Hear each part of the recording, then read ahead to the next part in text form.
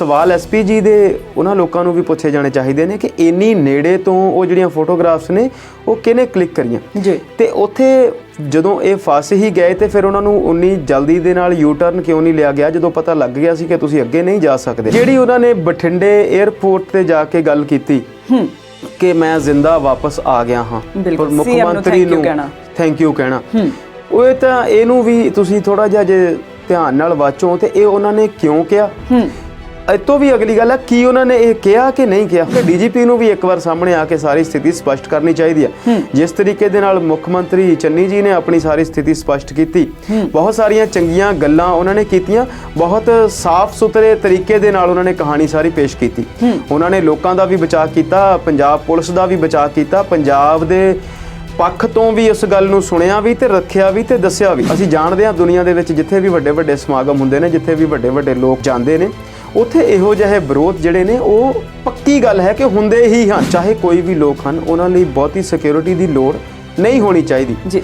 ਪੰਜਾਬ 'ਚ ਅਸੀਂ ਜਾਣਦੇ ਹਾਂ ਕਿ ਜਦੋਂ ਚਰਨਜੀਤ ਚੰਨੀ ਮੁੱਖ ਮੰਤਰੀ ਬਣੇ ਤੇ ਉਹਨਾਂ ਨੇ ਇਸ ਗੱਲ ਨੂੰ ਬੜੀ ਪ੍ਰਮੁੱਖਤਾ ਨਾਲ ਉਠਾਇਆ ਸੀ ਕਿ ਯਾਰ ਏਡੀਆਂ ਵੱਡੀਆਂ ਗੱਡੀਆਂ, ਹਜ਼ਾਰਾਂ ਦੀ ਗਿਣਤੀ 'ਚ ਪੁਲਿਸ ਵਾਲੇ, ਮੈਨੂੰ ਕੋਈ ਚੱਕ ਕੇ ਲੈ ਚੱਲਾ। ਸੱਤਾਧਾਰੀ ਧਿਰ ਦੇ ਜਿਹੜੇ ਮਨਸ਼ੇ ਨੇ ਉਹਨਾਂ ਦੇ ਉੱਤੇ ਸ਼ੱਕ ਜਿਹੜਾ ਆਮ ਲੋਕਾਂ ਦਾ ਵੱਧ ਆਇਆ ਜੀ। ਸੋ ਕਈ ਵਾਰ ਫੈਸਲੇ ਦੇਖਣ ਨੂੰ ਚੰਗੇ ਲੱਗਦੇ ਨੇ ਪਰ ਉਹਨਾਂ ਦੀ ਜਿਹੜੀ ਨੀਅਤ ਆ ਉਹਦੇ ਤੇ ਕਿਤੇ ਨਾ ਕਿਤੇ ਥੋੜਾ ਜਿਹਾ ਖੋਟ ਜ਼ਰੂਰ ਰਹਿੰਦਾ। ਕੋਵਿਡ ਦੀ ਗਿਣਤੀ ਸੀ ਨਵੇਂ ਮਰੀਜ਼ਾਂ ਦੀ ਆਉਣ ਵਾਲੀ ਉਹ 2-3 ਹਜ਼ਾਰ ਦੇ ਨੇੜੇ ਤੇੜੇ ਸੀ ਜੀ, ਪਰ ਹੁਣ ਪਿਛਲੇ 24 ਘੰਟਿਆਂ ਦੇ ਵਿੱਚ ਇਹ ਜਿਹੜੀ ਗਿਣਤੀ ਆ ਉਹ ਫਿਰ 1 ਲੱਖ ਤੱਕ ਪਹੁੰਚ ਚੁੱਕੀ ਆ। ਬਾਜ਼ਾਰਾਂ ਵਿੱਚ ਜਾ ਕੇ ਦੇਖੀਏ ਤੇ ਕਿਤੇ ਉਹਦਾ ਜਿਹੜਾ ਭੈ ਆ ਉਹ ਨਜ਼ਰ ਨਹੀਂ ਆ ਰਿਹਾ। ਲੋਕ ਬਹੁਤ ਸਾਰੇ ਬਿਨਾਂ ਮਾਸਕ ਤੋਂ ਹੀ ਜਿਹੜੇ ਨੇ ਤੁਰੇ ਫਿਰਦੇ ਨੇ। ਪਰ ਜਦੋਂ ਤੁਸੀਂ ਵੱਖ-ਵੱਖ ਹਸਪਤਾਲਾਂ ਦੇ ਨਾਲ ਗੱਲ ਕਰਦੇ ਆ ਤੇ ਉੱਥੋਂ ਇਹ ਗੱਲ ਸਾਹਮਣੇ ਨਿਕਲ ਕੇ ਆਉਂਦੀ ਆ ਕਿ ਪੇਸ਼ੈਂਟਸ ਬਹੁਤ ਗਿਣਤੀ ਦੇ ਵਿੱਚ ਆ ਰਹੇ ਨੇ।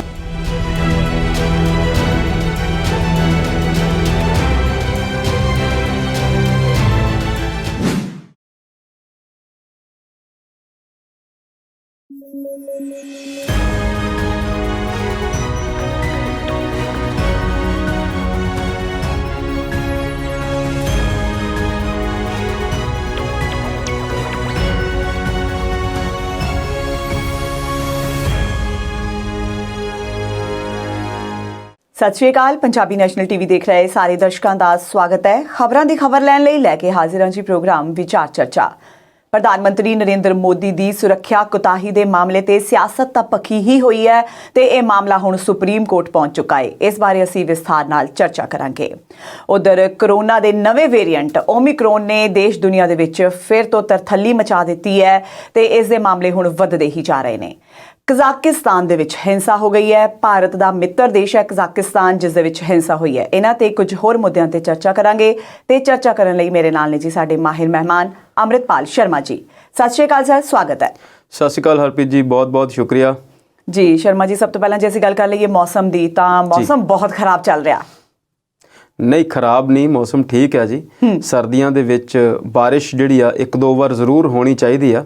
ਜਿਹੜੀ ਮੌਸਮ ਦੇ ਵਿੱਚ ਕਾਫੀ ਸਾਰੀ ਡਰਾਈਨੈਸ ਆ ਔਰ ਉਹਦੇ ਨਾਲ ਫਿਰ ਜਦੋਂ ਠੰਡ ਵੱਧਦੀ ਆ ਤੇ ਉਹ ਸਿਹਤ ਲਈ ਵੀ ਨਾਸਾਜ਼ ਰਹਿੰਦੀ ਆ ਤੇ ਫਸਲਾਂ ਲਈ ਵੀ ਨੁਕਸਾਨਦਾਇਕ ਹੁੰਦੀ ਆ। ਤੇ ਇਹ ਬਹੁਤ ਲੰਬੇ ਸਮੇਂ ਬਾਅਦ ਹੋਇਆ ਕਿ ਅਕਤੂਬਰ ਦੇ ਵਿੱਚ ਬਹੁਤ ਭਰਵਾਂ ਮੀਂਹ ਇੱਕ ਪੈ ਗਿਆ ਸੀ।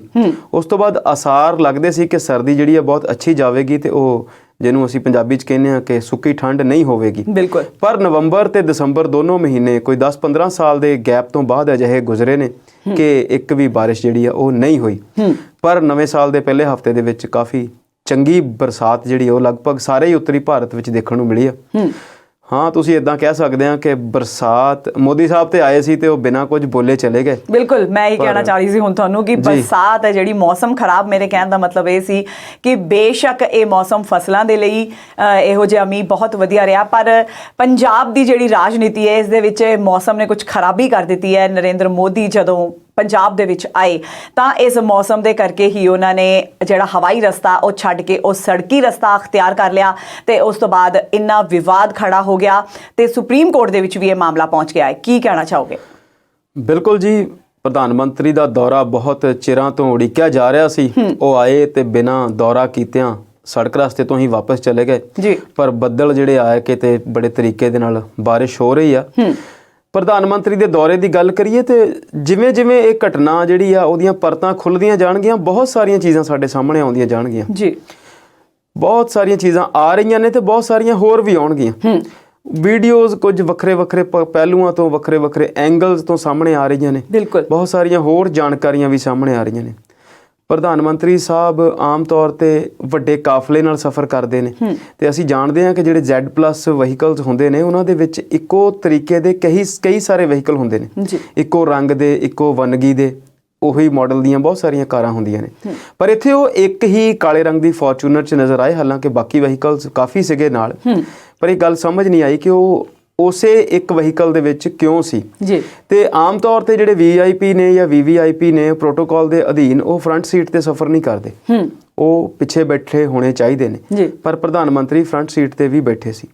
ਫਿਰ ਦੂਸਰੀ ਗੱਲ ਇਹ ਵੀ ਆ ਕਿ ਜਦੋਂ ਉਹ ਫਲਾਈਓਵਰ ਦੇ ਉੱਤੇ ਫਸ ਹੀ ਗਏ, ਉਹਨਾਂ ਦੀਆਂ ਫੋਟੋਗ੍ਰਾਫਸ ਕਿਹਨੇ ਖਿੱਚੀਆਂ ਤੇ ਕਿਹਨੇ ਵਾਇਰਲ ਕੀਤੀਆਂ। ਜੇ SPG ਉਹਨਾਂ ਦੇ ਨਾਲ ਬਾਰ-ਬਾਰ ਘੁੰਮ ਰਹੀ ਸੀ, ਪ੍ਰੋਟੈਕਸ਼ਨ ਗਰੁੱਪ ਦੇ ਲੋਕ ਸੀਗੇ, ਉਹਨਾਂ ਦੀ ਜਿਹੜੀ SPG ਹੈ, ਜਿਹੜੀ ਸਪੈਸ਼ਲ ਪ੍ਰੋਟੈਕਸ਼ਨ ਗਰੁੱਪ ਆ, ਔਰ ਉਹ ਸਾਰੇ ਦਰਸ਼ਕ ਜਾਣਦੇ ਨੇ ਤੇ ਤੁਸੀਂ ਵੀ ਇਸ ਗੱਲ ਨੂੰ ਜਾਣਦੇ ਆ ਕਿ ਉਹ ਸਿਰਫ ਔਰ ਸਿਰਫ ਹੁਣ ਪ੍ਰਧਾਨ ਮੰਤਰੀ ਦੀ ਹੀ ਸੁਰੱਖਿਆ ਜਿਹੜੀ ਆ ਉਹ ਕਰਦੀ ਆ। ਇਸ ਤੋਂ ਇਲਾਵਾ ਜਿਹੜੀ Z ਹੈ, Z+ ਹੈ ਜਾਂ B ਸਿਕਿਉਰਿਟੀਜ਼ ਹੈ, ਉਹ ਸਾਰੀਆਂ ਹੁਣ CRPF ਨੂੰ ਸੌਂਪ ਦਿੱਤੀਆਂ ਗਈਆਂ ਨੇ ਤੇ SPG 3000 ਤੋਂ ਵੱਧ ਲੋਕਾਂ ਦਾ ਇੱਕ ਗਰੁੱਪ ਹੈ ਜਿਹੜਾ ਸਿਰਫ ਔਰ ਸਿਰਫ ਪ੍ਰਧਾਨ ਮੰਤਰੀ ਦੀ ਸੁਰੱਖਿਆ ਲਈ ਹੀ ਕੰਮ ਕਰਦਾ। ਉਹ ਬਹੁਤ ਨਿਪੁੰਨ ਨੇ, ਬਹੁਤ ਕੁਸ਼ਲ ਨੇ ਆਪਣੀ ਡਿਊਟੀ ਨਿਭਾਉਣ ਦੇ ਵਿੱਚ। ਜੇਕਰ ਸਵਾਲ ਜਿਹੜੇ ਨੇ ਉਹ ਪੰਜਾਬ ਪੁਲਿਸ ਤੋਂ ਹੋ ਸਕਦੇ ਨੇ, ਬਾਕੀ ਏਜੰਸੀਆਂ ਤੋਂ ਹੋ ਸਕਦੇ ਨੇ, ਤੇ ਸਵਾਲ SPG ਦੇ ਉਹਨਾਂ ਲੋਕਾਂ ਨੂੰ ਵੀ ਪੁੱਛੇ ਜਾਣੇ ਚਾਹੀਦੇ ਨੇ ਕਿ ਇੰਨੀ ਨੇੜੇ ਤੋਂ ਉਹ ਜਿਹੜੀਆਂ ਫੋਟੋਗ੍ਰਾਫਸ ਨੇ ਉਹ ਕਿਹਨੇ ਕਲਿੱਕ ਕਰੀਆਂ। ਤੇ ਉੱਥੇ ਜਦੋਂ ਇਹ ਫਸ ਹੀ ਗਏ ਤੇ ਫਿਰ ਉਹਨਾਂ ਨੂੰ ਉਨੀ ਜਲਦੀ ਦੇ ਨਾਲ U-turn ਕਿਉਂ ਨਹੀਂ ਲਿਆ ਗਿਆ ਜਦੋਂ ਪਤਾ ਲੱਗ ਗਿਆ ਸੀ ਕਿ ਤੁਸੀਂ ਅੱਗੇ ਨਹੀਂ ਜਾ ਸਕਦੇ। ਉੱਥੇ ਭਾਜਪਾ ਦੇ ਪ੍ਰਸ਼ੰਸਕ ਲੋਕ ਕਿਵੇਂ ਆਏ, ਉਹਨਾਂ ਦੇ ਕੋਲ ਝੰਡੇ ਸੀ, ਉਹਨਾਂ ਨੇ ਸਾਰੀਆਂ ਫੋਟੋਗ੍ਰਾਫਸ ਵੀ ਕਰੀਆਂ ਤੇ ਬਹੁਤ ਸਾਰੇ ਲੋਕਾਂ ਦੇ ਆਡੀਓ ਵੀਡੀਓ ਵੀ ਵਾਇਰਲ ਜਿਹੜੇ ਨੇ ਹੋ ਰਹੇ ਨੇ। ਦੂਸਰੀ ਗੱਲ ਇਹ ਆ ਕਿ ਜਿਹੜਾ ਪ੍ਰੈਸ ਰਿਲੀਜ਼ ਪ੍ਰਧਾਨ ਮੰਤਰੀ ਆਫਿਸ ਤੋਂ ਹੋਈਆਂ, ਚਾਹੇ ਉਹ 3 ਜਨਵਰੀ ਦੀਆਂ ਸੀ, ਚਾਹੇ ਉਹ 5 ਜਨਵਰੀ ਦੀਆਂ, ਉੱਥੇ ਕਿਤੇ ਵੀ ਇਸ ਦੌਰੇ ਦਾ ਜ਼ਿਕਰ ਨਹੀਂ ਸੀ ਕਿ ਪ੍ਰਧਾਨ ਮੰਤਰੀ ਨੇ ਹੁਸੈਨੀਵਾਲਾ ਵੀ ਜਾਣਾ ਹੈ। ਬਾਕੀ ਸਾਰਿਆਂ ਜੋ ਇਹਨਾਂ ਨੇ ਫਿਰੋਜ਼ਪੁਰ ਰੈਲੀ 'ਚ ਆਉਣਾ ਸੀ ਜਾਂ ਹੋਰ ਜੋ ਕਾਰਿਆਕਰਮ ਸੀ, ਉਹਨਾਂ ਦਾ ਜ਼ਿਕਰ ਤਾਂ ਸੀ ਕਿ ਬਠਿੰਡਾ ਏਅਰਪੋਰਟ ਤੇ ਉਤਰਨਾ ਹੈ, ਉਸ ਤੋਂ ਬਾਅਦ ਉੱਥੇ ਜਾਣਾ ਹੈ। ਉਹ ਸਾਰੀਆਂ ਜਾਣਕਾਰੀਆਂ ਜਿਹੜੀਆਂ ਉਹ 5 ਤਰੀਕ ਨੂੰ ਵੀ ਜਿਹੜੀਆਂ ਆ ਉਹ ਸਾਹਮਣੇ ਨਹੀਂ ਸੀ ਆਈਆਂ। ਹੋ ਸਕਦਾ ਹੈ ਉਹਦਾ ਕੋਈ ਗੁਪਤ ਰੱਖਿਆ ਹੋਵੇ, ਪਰ ਜੇਕਰ ਉਹ ਗੁਪਤ ਵੀ ਰੱਖਿਆ ਸੀ ਤਾਂ ਫਿਰ ਉਹ ਬਾਅਦ ਵਿੱਚ ਉਹ ਪ੍ਰੋਗਰਾਮ ਕਦੋਂ ਬਣਿਆ, ਉਹਦੇ ਬਾਰੇ ਕਿਹਨੂੰ ਸੂਚਨਾ ਦਿੱਤੀ ਗਈ, ਕਿਹਨੂੰ ਨਹੀਂ ਸੂਚਨਾ ਦਿੱਤੀ ਗਈ, ਉਹ ਸਾਰੀਆਂ ਚੀਜ਼ਾਂ ਜਿਹੜੀਆਂ ਉਹ ਧਿਆਨ ਮੰਗਦੀਆਂ ਨੇ। ਤੇ ਜੇਕਰ ਅਸੀਂ ਉਹਦੇ ਸੁਪਰੀਮ ਕੋਰਟ ਵਾਲੇ ਪਹਿਲੂ ਤੋਂ ਜਾਣ ਤੋਂ ਪਹਿਲਾਂ ਜੇ ਮੈਂ ਇੱਕ ਨਿੱਜੀ ਜਿਹੀ ਗੱਲ ਰਾਏ ਰੱਖਾਂ ਤੇ ਮੈਨੂੰ ਇਦਾਂ ਲੱਗਦਾ ਕਿ ਜਿਹੜੀ ਉਹਨਾਂ ਨੇ ਬਠਿੰਡੇ ਏਅਰਪੋਰਟ ਤੇ ਜਾ ਕੇ ਗੱਲ ਕੀਤੀ ਕਿ ਮੈਂ ਜ਼ਿੰਦਾ ਵਾਪਸ ਆ ਗਿਆ ਹਾਂ, ਮੁੱਖ ਮੰਤਰੀ ਨੂੰ ਥੈਂਕ ਯੂ ਕਹਿਣਾ, ਉਹ ਤਾਂ ਇਹਨੂੰ ਵੀ ਤੁਸੀਂ ਥੋੜਾ ਜਿਹਾ ਜੇ ਧਿਆਨ ਨਾਲ ਵਾਚੋ ਤੇ ਇਹ ਉਹਨਾਂ ਨੇ ਕਿਉਂ ਕਿਹਾ। ਇਹ ਤੋਂ ਵੀ ਅਗਲੀ ਗੱਲ ਹੈ ਕੀ ਉਹਨਾਂ ਨੇ ਇਹ ਕਿਹਾ ਕਿ ਨਹੀਂ ਕਿਹਾ, ਜਿਹਨੂੰ ਕਿਹਾ ਉਹ ਕੌਣ ਹੈ, ਉਹ ਸਾਹਮਣੇ ਕਿਉਂ ਨਹੀਂ ਆ ਰਿਹਾ, ਤੇ ਕੀ ਉਸ ਗੱਲ ਲਈ ਉਸ ਅਫਸਰ ਦੀ ਪੰਜਾਬ ਸਟੇਟ ਨੇ ਕੋਈ ਪੁੱਛਗਿੱਛ ਕੀਤੀ, ਕੀ ਉਹਨੂੰ ਉਹਦੇ ਲਈ ਕੋਈ ਉਹਦੀ ਸਕਰੂਟਨੀ ਵੀ ਕੀਤੀ ਗਈ, ਜਾਂ ਇਹ ਸਿਰਫ ਸਾਰੀਆਂ ਜਿਹੜੀਆਂ ਖਿਆਲੀ ਗੱਲਾਂ ਨੇ। ਕਿਉਂਕਿ ਅਸੀਂ ਜਾਣਦੇ ਹਾਂ ਕਿ ਇਹ ਕਿਸ ਤਰੀਕੇ ਦੀ ਸਿਆਸਤ ਦੇ ਨਾਲ ਚੱਲਦੇ ਨੇ, ਉੱਥੋਂ ਬਹੁਤ ਸਾਰੀਆਂ ਗੱਲਾਂ ਬਹੁਤ ਲੰਬੇ ਸਮੇਂ ਤੱਕ ਸਵਾਲ ਦੇ ਤੌਰ ਤੇ ਜ਼ਿਹਨਾਂ ਦੇ ਵਿੱਚ ਤੇ ਖਲਾ ਦੇ ਵਿੱਚ ਲਟਕਦੀਆਂ ਰਹਿੰਦੀਆਂ ਨੇ ਤੇ ਜਵਾਬ ਕਦੇ ਨਹੀਂ ਮਿਲਦਾ। ਚਾਹੇ ਉਹ ਇਹਨਾਂ ਦਾ ਪੁਲਵਾਮਾ ਅਟੈਕ ਹੋਵੇ, ਚਾਹੇ ਇਹਨਾਂ ਦੀਆਂ ਹੋਰ ਬਹੁਤ ਸਾਰੀਆਂ ਇਹੋ ਜਿਹੀਆਂ ਘਟਨਾਵਾਂ ਨੇ। ਗੁਜਰਾਤ ਦੇ ਵਿੱਚ ਵੀ ਖਬਰਾਂ ਆ ਰਹੀਆਂ ਸੀਗੀਆਂ ਕਿ ਮਨਮੋਹਨ ਸਿੰਘ ਦੇ ਟਾਈਮ ਤੇ ਅਜਿਹਾ ਕੁਝ ਹੋਇਆ ਸੀ, JNU ਦੇ ਵਿਦਿਆਰਥੀਆਂ ਨੇ ਕਾਲੇ ਝੰਡੇ ਦਿਖਾਏ ਸੀ। ਬੰਗਾਲ ਦੇ ਵਿੱਚ ਇੱਕ ਜ਼ਿਲ੍ਹੇ ਦੇ ਵਿੱਚ ਪ੍ਰੋਗਰਾਮ ਸੀ ਮੋਦੀ ਸਾਹਿਬ ਦਾ ਤੇ ਉੱਥੇ ਵੀ ਲੋਕ ਇਹਨਾਂ ਦੀ ਜਿਹੜੀ ਬੈਰੀਕੇਡਿੰਗ ਤੋੜ ਕੇ ਆ ਗਏ ਸੀ ਤੇ ਉੱਥੋਂ ਵੀ SPG ਨੇ ਇਹਨਾਂ ਨੂੰ ਕਾਲੀ ਦੇ ਨਾਲ ਕੱਢਿਆ ਸੀ। ਕਈ ਵਾਰ ਇਹੋ ਜਿਹੀਆਂ ਘਟਨਾਵਾਂ ਹੋ ਜਾਂਦੀਆਂ ਨੇ। ਹਾਂ ਬਿਲਕੁਲ, ਪੰਜਾਬ ਨੂੰ ਲੈ ਕੇ ਹੀ ਮੁੱਦਾ ਕਿਉਂ ਬਣਾਇਆ ਜਾ ਰਿਹਾ। ਉਸ ਤੋਂ ਵੀ ਅਗਲੀ ਗੱਲ, ਜਿਹੜੀ ਗੱਲ ਆ ਸੁਪਰੀਮ ਕੋਰਟ ਦੀ, ਕੋਰਟ ਨੇ ਅੱਜ ਸੁਣਵਾਈ ਕੀਤੀ, ਉਹਦੇ 'ਚ ਬੈਂਚ ਨੇ ਜਸਟਿਸ NV ਰਮਣਾ ਜਿਹੜੇ ਚੀਫ ਜਸਟਿਸ ਨੇ ਉਹ ਵੀ ਨੇ ਤੇ 1-2 ਜਸਟਿਸ ਹੋਰ ਵੀ ਸੀ ਨਾਲ ਉਹਨਾਂ ਦੇ। ਉਹਨਾਂ ਨੇ Punjab and Haryana high court ਨੂੰ ਤੇ ਬਠਿੰਡਾ ਜੱਜ ਸਾਹਿਬ ਨੂੰ ਕਿਹਾ ਕਿ ਉਹਦੇ ਨਾਲ ਸੰਬੰਧਿਤ ਜਿਹੜੇ ਡਾਕੂਮੈਂਟਸ ਨੇ ਉਹ ਸਾਰੇ ਸੀਲ ਕਰ ਲਏ ਜਾਣ ਤੇ ਉਹ ਸੁਪਰੀਮ ਕੋਰਟ ਦੇ ਵਿੱਚ ਪੇਸ਼ ਕੀਤੇ ਜਾਣ। ਬਿਲਕੁਲ, ਜਾਂਚ ਵਿੱਚ ਸਹਿਯੋਗ ਦਿੱਤਾ ਜਾਵੇ ਬਿਨਾਂ ਸ਼ਰਤ, ਬਿਨਾਂ ਕੋਈ ਸ਼ੱਕ। ਇਸ ਗੱਲ ਦੀ ਪੂਰੀ ਜਾਂਚ ਜਿਹੜੀ ਆ ਉਹ ਹੋਣੀ ਚਾਹੀਦੀ ਹੈ। ਪਰ ਜਿਹੋ ਜਿਹੇ ਬਿਆਨ ਤੇ ਜਿਹੋ ਜਿਹੀ ਸਿਆਸਤ ਉਹਦੇ ਤੇ ਹੋ ਰਹੀ ਆ, ਉਹ ਨਹੀਂ ਹੋਣੀ ਚਾਹੀਦੀ। ਉਹ ਬਹੁਤ ਮੰਦਭਾਗੀ ਹੈ। ਜੇ ਅਸੀਂ ਕੇਂਦਰੀ ਮੰਤਰੀ ਅਨੁਰਾਗ ਸਿੰਘ ਠਾਕੁਰ ਦੀ ਗੱਲ ਕਰੀਏ ਤਾਂ ਉਹਨਾਂ ਨੇ ਹੀ ਕਿਹਾ ਹੈ ਕਿ ਇਸ ਦੇ ਵਿੱਚ ਸਖਤ ਜਿਹੜਾ ਕੋਈ ਐਕਸ਼ਨ ਲਿਆ ਜਾ ਸਕਦਾ। ਬਿਲਕੁਲ, ਗ੍ਰਹਿ ਰਾਜ ਮੰਤਰੀ ਨੇ ਅਨੁਰਾਗ ਠਾਕੁਰ ਤੇ ਉਹ ਸਖਤ ਕਦਮ ਦੀ ਉਹਨਾਂ ਨੇ ਗੱਲ ਕੀਤੀ ਆ, ਸਖਤ ਕਾਰਵਾਈ ਦੀ ਗੱਲ ਕੀਤੀ ਆ। ਬਿਲਕੁਲ, ਉਹ ਸਖਤ ਕਾਰਵਾਈ ਕਰਨੀ ਉਹਨਾਂ ਨੂੰ ਚਾਹੀਦੀ ਆ, ਉਹਨਾਂ ਦਾ ਹੱਕ ਆ। ਉਹਨਾਂ ਨੂੰ ਇਹ ਗੱਲ ਦਾ ਕੋਈ ਬਿਆਨ ਦੇਣ ਵਾਲੀ ਗੱਲ ਨਹੀਂ ਹੈਗੀ, ਉਹ ਕਿਸੇ ਨੂੰ ਥ੍ਰੈਟ ਕਰਨ ਦੀ ਕਹਾਣੀ ਨਹੀਂ ਹੈ। SPG ਨੂੰ ਤੁਸੀਂ ਪੁੱਛ ਸਕਦੇ ਆ ਤੁਹਾਡੀਆਂ ਜਿਹੜੀਆਂ ਡਿਫੈਂਸ ਸਰਵਿਸਿਜ਼ ਦੇ ਲੋਕ ਨੇ ਜਿਹੜੇ ਇਹਦੀ ਸਿਕਿਉਰਿਟੀ ਦੇ ਵਿੱਚ ਨਾਲ ਜੁੜੇ ਹੋਏ ਸੀ, ਚਾਹੇ ਉਹ ਪੰਜਾਬ ਸਟੇਟ ਦੇ ਡੀਜੀਪੀ ਨੇ। ਮੈਂ ਇਹ ਗੱਲ ਕਹਿਣੀ ਚਾਹੁੰਦਾ ਕਿ ਡੀਜੀਪੀ ਨੂੰ ਵੀ ਇੱਕ ਵਾਰ ਸਾਹਮਣੇ ਆ ਕੇ ਸਾਰੀ ਸਥਿਤੀ ਸਪਸ਼ਟ ਕਰਨੀ ਚਾਹੀਦੀ ਹੈ। ਜਿਸ ਤਰੀਕੇ ਦੇ ਨਾਲ ਮੁੱਖ ਮੰਤਰੀ ਚੰਨੀ ਜੀ ਨੇ ਆਪਣੀ ਸਾਰੀ ਸਥਿਤੀ ਸਪਸ਼ਟ ਕੀਤੀ, ਬਹੁਤ ਸਾਰੀਆਂ ਚੰਗੀਆਂ ਗੱਲਾਂ ਉਹਨਾਂ ਨੇ ਕੀਤੀਆਂ, ਬਹੁਤ ਸਾਫ਼ ਸੁਥਰੇ ਤਰੀਕੇ ਦੇ ਨਾਲ ਉਹਨਾਂ ਨੇ ਕਹਾਣੀ ਸਾਰੀ ਪੇਸ਼ ਕੀਤੀ। ਉਹਨਾਂ ਨੇ ਲੋਕਾਂ ਦਾ ਵੀ ਬਚਾਅ ਕੀਤਾ, ਪੰਜਾਬ ਪੁਲਿਸ ਦਾ ਵੀ ਬਚਾਅ ਕੀਤਾ, ਪੰਜਾਬ ਦੇ ਪੱਖ ਤੋਂ ਵੀ ਇਸ ਗੱਲ ਨੂੰ ਸੁਣਿਆ ਵੀ ਤੇ ਰੱਖਿਆ ਵੀ ਤੇ ਦੱਸਿਆ ਵੀ, ਤੇ ਨਾਲ ਦੀ ਨਾਲ ਉਹਨਾਂ ਨੇ ਬੀਜੇਪੀ ਵਾਲੀ ਸਿਆਸਤ ਦਾ ਵੀ ਜਿਹੜਾ ਆ ਉਹ ਪਰਦਾ ਰੱਖਣ ਦੀ ਗੱਲ ਕੀਤੀ ਆ, ਦੱਸੀ ਸਾਰੀ ਘਟਨਾ ਕਿ ਕਿਵੇਂ ਉਹਨਾਂ ਨੂੰ ਜਾਪ ਰਿਹਾ ਕਿ ਇਹ ਪੰਜਾਬ ਨੂੰ ਬਦਨਾਮ ਕਰਨ ਵਾਲੀ ਗੱਲ ਹੈ। ਇਸ ਤਰੀਕੇ ਨਾਲ ਡੀਜੀਪੀ ਪੰਜਾਬ ਨੂੰ ਵੀ ਇਹ ਗੱਲ ਕਰਨੀ ਚਾਹੀਦੀ ਹੈ।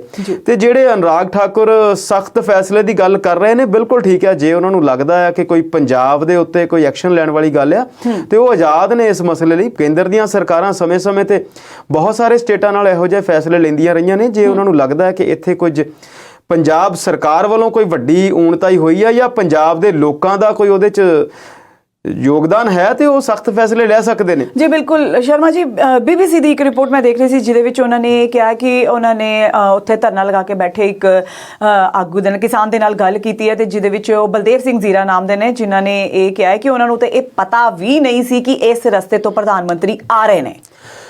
ਬਿਲਕੁਲ ਬੜੀ ਪੁਰਾਣੀ ਪੰਜਾਬ ਦੀ ਕਿਸਾਨਾਂ ਨਾਲ ਜੁੜੀ ਹੋਈ ਸੰਸਥਾ ਆ। ਉਹਨਾਂ ਨੇ ਇਹ ਗੱਲ ਦੱਸੀ ਕਿ ਸਾਨੂੰ ਨਹੀਂ ਪਤਾ ਸੀ, ਕਿਉਂਕਿ ਅਸੀਂ ਜੋ ਚੈਨਲਸ ਤੋਂ ਇਨਪੁਟ ਲੈ ਰਹੇ ਸੀ ਜਾਂ ਖਬਰਾਂ ਸੀਗੀਆਂ ਕਿ ਉਹਨਾਂ ਨੇ ਬਾਈ ਹੈਲੀਕਾਪਟਰ ਜਾਂ ਬਾਈ 에ਅਰ ਹੀ ਟਰੈਵਲ ਕਰਨੀ ਆ। ਉਹ ਕਹਿੰਦੇ ਕਿ ਸਾਨੂੰ ਪੁਲਿਸ ਵਾਲੇ ਲੋਕ ਕਹਿ ਤਾਂ ਰਹੇ ਸੀਗੇ ਕਿ ਇੱਥੋਂ ਪ੍ਰਧਾਨ ਮੰਤਰੀ ਨੇ ਗੁਜ਼ਰਨਾ ਹੈ, ਪਰ ਸਾਨੂੰ ਲੱਗਦਾ ਸੀ ਇਹ ਸਾਨੂੰ ਉਠਾਉਣ ਲਈ ਹੀ ਅਜਿਹੀਆਂ ਜਿਹੜੀਆਂ ਗੱਲਾਂ ਉਹ ਕਰ ਰਹੇ ਨੇ। ਸੋ ਇਹਨਾਂ ਚੀਜ਼ਾਂ ਨੂੰ ਦੇਖ ਕੇ ਅਸੀਂ ਕਹਿ ਸਕਦੇ ਹਾਂ ਕਿ ਉਹਨਾਂ ਲੋਕਾਂ ਨੂੰ ਇਸ ਗੱਲ ਦੀ ਵਾਕਈ ਜਾਣਕਾਰੀ ਨਹੀਂ ਸੀ। ਪਰ ਇੱਥੇ ਫਿਰ ਪੰਜਾਬ ਪੁਲਿਸ ਨੂੰ ਵੀ ਉਹਨਾਂ ਲੋਕਾਂ ਨੂੰ ਫਿਰ ਚੰਗੇ ਤਰੀਕੇ ਨਾਲ ਸਮਝਾਉਣਾ ਚਾਹੀਦਾ ਸੀਗਾ ਕਿ ਇਦਾਂ ਨਹੀਂ ਹੈ, ਇੱਥੋਂ ਵਾਕਿਆ ਹੀ ਪ੍ਰਧਾਨ ਮੰਤਰੀ ਨੇ ਗੁਜ਼ਰਨਾ ਹੈ। ਬਹੁਤ ਸਾਰੇ ਲੋਕਾਂ ਨੇ ਬਹੁਤ ਸਾਰੇ ਬਿਆਨਬਾਜ਼ੀ ਕੀਤੀ ਆ। ਆਮ ਆਦਮੀ ਪਾਰਟੀ ਦੇ ਲੋਕ ਵੀ ਡਬਲ ਮਾਈਂਡਡ ਨੇ, ਕਿਤੇ ਉਹ ਪੰਜਾਬ ਸਰਕਾਰ ਨੂੰ ਦੋਸ਼ੀ ਠਹਿਰਾ ਰਹੇ ਨੇ ਤੇ ਬੀਜੇਪੀ ਵਾਲੇ ਪਾਸੇ ਵੀ ਗੇਂਦ ਸਿੱਟ ਰਹੇ ਨੇ। ਸਾਬਕਾ ਮੁੱਖ ਮੰਤਰੀ ਬੀਬੀ ਭੱਠਲ ਨੇ ਵੀ ਗੱਲ ਕੀਤੀ ਆ, ਕੈਪਟਨ ਸਾਹਿਬ ਨੇ ਬੜੀ ਇੱਕ ਬੀਜੇਪੀ ਵਾਲੇ ਪਾਸੇ ਤੋਂ ਗੱਲ ਕੀਤੀ ਆ ਤੇ ਪੰਜਾਬ ਵਿਰੋਧੀ ਹੋਣ ਵਰਗੀ ਗੱਲ ਉਹਨਾਂ ਨੇ ਕੀਤੀ ਆ। ਮੁੱਖ ਮੰਤਰੀ ਨੇ ਵੀ ਗੱਲ ਕੀਤੀ ਆ ਤੇ ਮੱਧ ਪ੍ਰਦੇਸ਼ ਦੇ ਮੁੱਖ ਮੰਤਰੀ ਆ, ਉਹਨਾਂ ਨੇ ਕੋਈ ਧਾਰਮਿਕ ਜਾਪ ਦੀ ਵੀ ਗੱਲ ਕੀਤੀ ਆ, ਜਦ ਕਿ ਉਹਨੂੰ ਜਾਪ ਨੂੰ ਜਦੋਂ ਕਰਨ ਲੱਗੇ ਸੀ ਤੇ ਉਹ ਜਲਦੀ ਉੱਠ ਕੇ ਚਲੇ ਗਏ, ਜਦ ਕਿ ਮਹਾਮ੍ਰਿਤੰਜਯ ਮੰਤਰ ਜਦੋਂ ਉਹਦਾ ਪੂਰਾ ਜਾਪ ਕਰਨਾ ਹੋਵੇ ਤਾਂ ਉਹਨੂੰ ਕਾਫੀ ਟਾਈਮ ਲੱਗਦਾ ਆ। ਸੋ ਇਹ ਸਾਰੀਆਂ ਜਿਹੜੀਆਂ ਚੀਜ਼ਾਂ ਆ ਇਹਨਾਂ ਦੇ ਉੱਤੇ ਰਾਜਨੀਤੀ ਆ। ਮੈਨੂੰ ਇਦਾਂ ਲੱਗਦਾ ਕਿ ਇਹ ਇੱਕ ਗਲਤ ਘਟਨਾ ਹੋਈ ਆ। ਪੰਜਾਬ ਦੇ ਲੋਕ ਪ੍ਰਧਾਨ ਮੰਤਰੀ ਦੀ ਉਡੀਕ ਦੇ ਵਿੱਚ ਸਨ, ਇਸ ਗੱਲ ਲਈ ਵੀ ਉਡੀਕ ਦੇ ਵਿੱਚ ਸਨ ਕਿ ਕਿਸਾਨ ਅੰਦੋਲਨ ਤੋਂ ਬਾਅਦ ਉਹ ਪਹਿਲੀ ਵਾਰ ਆ ਰਹੇ ਹਨ। ਕਿਸਾਨਾਂ ਦੀਆਂ ਕੁਝ ਜਥੇਬੰਦੀਆਂ ਉਹਨਾਂ ਦਾ ਵਿਰੋਧ ਕਰ ਰਹੀਆਂ ਸਨ। ਇਹ ਗੱਲ ਬਿਲਕੁਲ ਦਰੁਸਤ ਹੈ। ਅਸੀਂ ਜਾਣਦੇ ਹਾਂ ਦੁਨੀਆ ਦੇ ਵਿੱਚ ਜਿੱਥੇ ਵੀ ਵੱਡੇ ਵੱਡੇ ਸਮਾਗਮ ਹੁੰਦੇ ਨੇ, ਜਿੱਥੇ ਵੀ ਵੱਡੇ ਵੱਡੇ ਲੋਕ ਜਾਂਦੇ ਨੇ, ਉੱਥੇ ਇਹੋ ਜਿਹੇ ਵਿਰੋਧ ਜਿਹੜੇ ਨੇ ਉਹ ਪੱਕੀ ਗੱਲ ਹੈ ਕਿ ਹੁੰਦੇ ਹੀ ਹਨ। ਚਾਹੇ ਉਹ ਵਿਸ਼ਵ ਕੁਦਰਤ ਨਾਲ ਕੋਈ ਜੁੜੀਆਂ ਹੋਈਆਂ ਸੰਸਥਾਵਾਂ ਹੋਣ, ਮੌਸਮ ਨਾਲ ਜੁੜੀਆਂ ਹੋਈਆਂ ਸੰਸਥਾਵਾਂ ਹੋਣ, ਕਾਰਬਨ ਡੀਕਾਰਬਨ ਦੇ ਨਾਲ ਜੁੜੀਆਂ ਹੋਈਆਂ ਕੋਈ ਪ੍ਰੋਗਰਾਮਸ ਹੁੰਦੇ ਨੇ, ਗੋਲਮੇਜ਼ ਕਾਨਫਰੰਸਿਸ ਹੁੰਦੀਆਂ ਰਹੀਆਂ ਭਵਿੱਖ ਦੇ ਵਿੱਚ, ਚਾਹੇ ਉਹ ਰਸ਼ੀਆ 'ਚ ਹੋਣ, ਚਾਹੇ ਅਮਰੀਕਾ 'ਚ ਹੋਣ, ਚਾਹੇ ਸਵਿਟਜ਼ਰਲੈਂਡ ਦੇ ਵਿੱਚ ਹੋਣ, ਜਿੱਥੇ ਵੀ ਉਹ ਹੁੰਦੀਆਂ ਨੇ ਉੱਥੇ ਉਹਨਾਂ ਦਾ ਵਿਰੋਧ ਜਿਹੜਾ ਲਾਜ਼ਮੀ ਤੌਰ ਤੇ ਹੁੰਦਾ ਤੇ ਉਹ ਇੱਕ ਪੱਕੀ ਗੱਲ ਹੁੰਦੀ ਆ ਕਿ ਉਹਨਾਂ ਨੇ ਵਿਰੋਧ ਜਿਹੜਾ ਆ ਉਹ ਕਰਨਾ ਹੀ ਹੁੰਦਾ ਆ, ਕਿਉਂਕਿ ਉਹਦੇ ਪਿੱਛੇ ਵੱਖਰੀਆਂ ਵੱਖਰੀਆਂ ਏਜੰਸੀਆਂ ਕੰਮ ਕਰਦੀਆਂ ਨੇ। ਜੇਕਰ ਹੁਣ ਬਿਜਲੀ ਬਣਾਉਣ ਵਾਲੀਆਂ ਸੰਸਥਾਵਾਂ ਨੇ ਤਾਂ ਉੱਥੇ ਫਿਰ ਡੀਜ਼ਲ ਵਾਲੀਆਂ ਸੰਸਥਾਵਾਂ ਉਹਦਾ ਵਿਰੋਧ ਕਰਨ ਦਾ ਜਿਹੜਾ ਆ ਉਹ ਕਰਨਗੀਆਂ, ਤੇ ਜਿੱਥੇ ਕੋਈ ਕਾਰਾਂ ਡੀਜ਼ਲ ਵਾਲੀਆਂ ਦਾ ਕੋਈ ਪ੍ਰੋਗਰਾਮ ਆ ਤਾਂ ਉੱਥੇ ਜਿਹੜੇ ਬਿਜਲੀ ਵਾਲੇ ਉਹਦਾ ਵਿਰੋਧ ਕਰਨਗੇ। ਇਹ ਬੜੀ ਇੱਕ ਕਾਮਨ ਜਿਹੀ ਘਟਨਾ ਹੈ। ਪਰ ਇਹਦੇ ਤੇ ਇੰਨੀ ਜ਼ਿਆਦਾ ਜਿਹੜੀ ਰਾਜਨੀਤੀ ਉਹ ਨਹੀਂ ਹੋਣੀ ਚਾਹੀਦੀ। ਗੱਲ ਸਿਰਫ ਇੰਨੀ ਹੈ ਜੀ ਸ਼ਰਮਾ ਜੀ, ਇਹ ਮੁੱਦਾ ਨਹੀਂ ਹੈ ਕਿ ਇਸ ਨੂੰ ਤੁਸੀਂ ਐਡਾ ਵੱਡਾ ਮੁੱਦਾ ਬਣਾ ਕੇ ਤੇ ਸੂਬੇ ਦੇ ਉੱਪਰ ਇੰਨੇ ਸਾਰੇ ਇਲਜ਼ਾਮ ਲਗਾ ਦਿਓ, ਬਲਕਿ ਪੰਜਾਬ ਦੇ ਲੋਕ ਪ੍ਰਧਾਨ ਮੰਤਰੀ ਨਰਿੰਦਰ ਮੋਦੀ ਦੀ ਕਾਫੀ ਚਿਰਾਂ ਤੋਂ ਉਡੀਕ ਕਰ ਰਹੇ ਸੀ। ਨਾਲ ਦੀ ਨਾਲ ਜੰਮੂ ਕਸ਼ਮੀਰ ਹੈ, ਉਹਦੇ ਵਿੱਚ ਵੀ ਕੇਂਦਰ ਵੱਲੋਂ ਇੱਕ ਹੋਰ ਫੈਸਲਾ ਲਿਆ ਗਿਆ ਹੈ। ਕੀ ਹੈ ਉਹ ਫੈਸਲਾ, ਜਾਣਾਂਗੇ ਬ੍ਰੇਕ ਤੋਂ ਬਾਅਦ।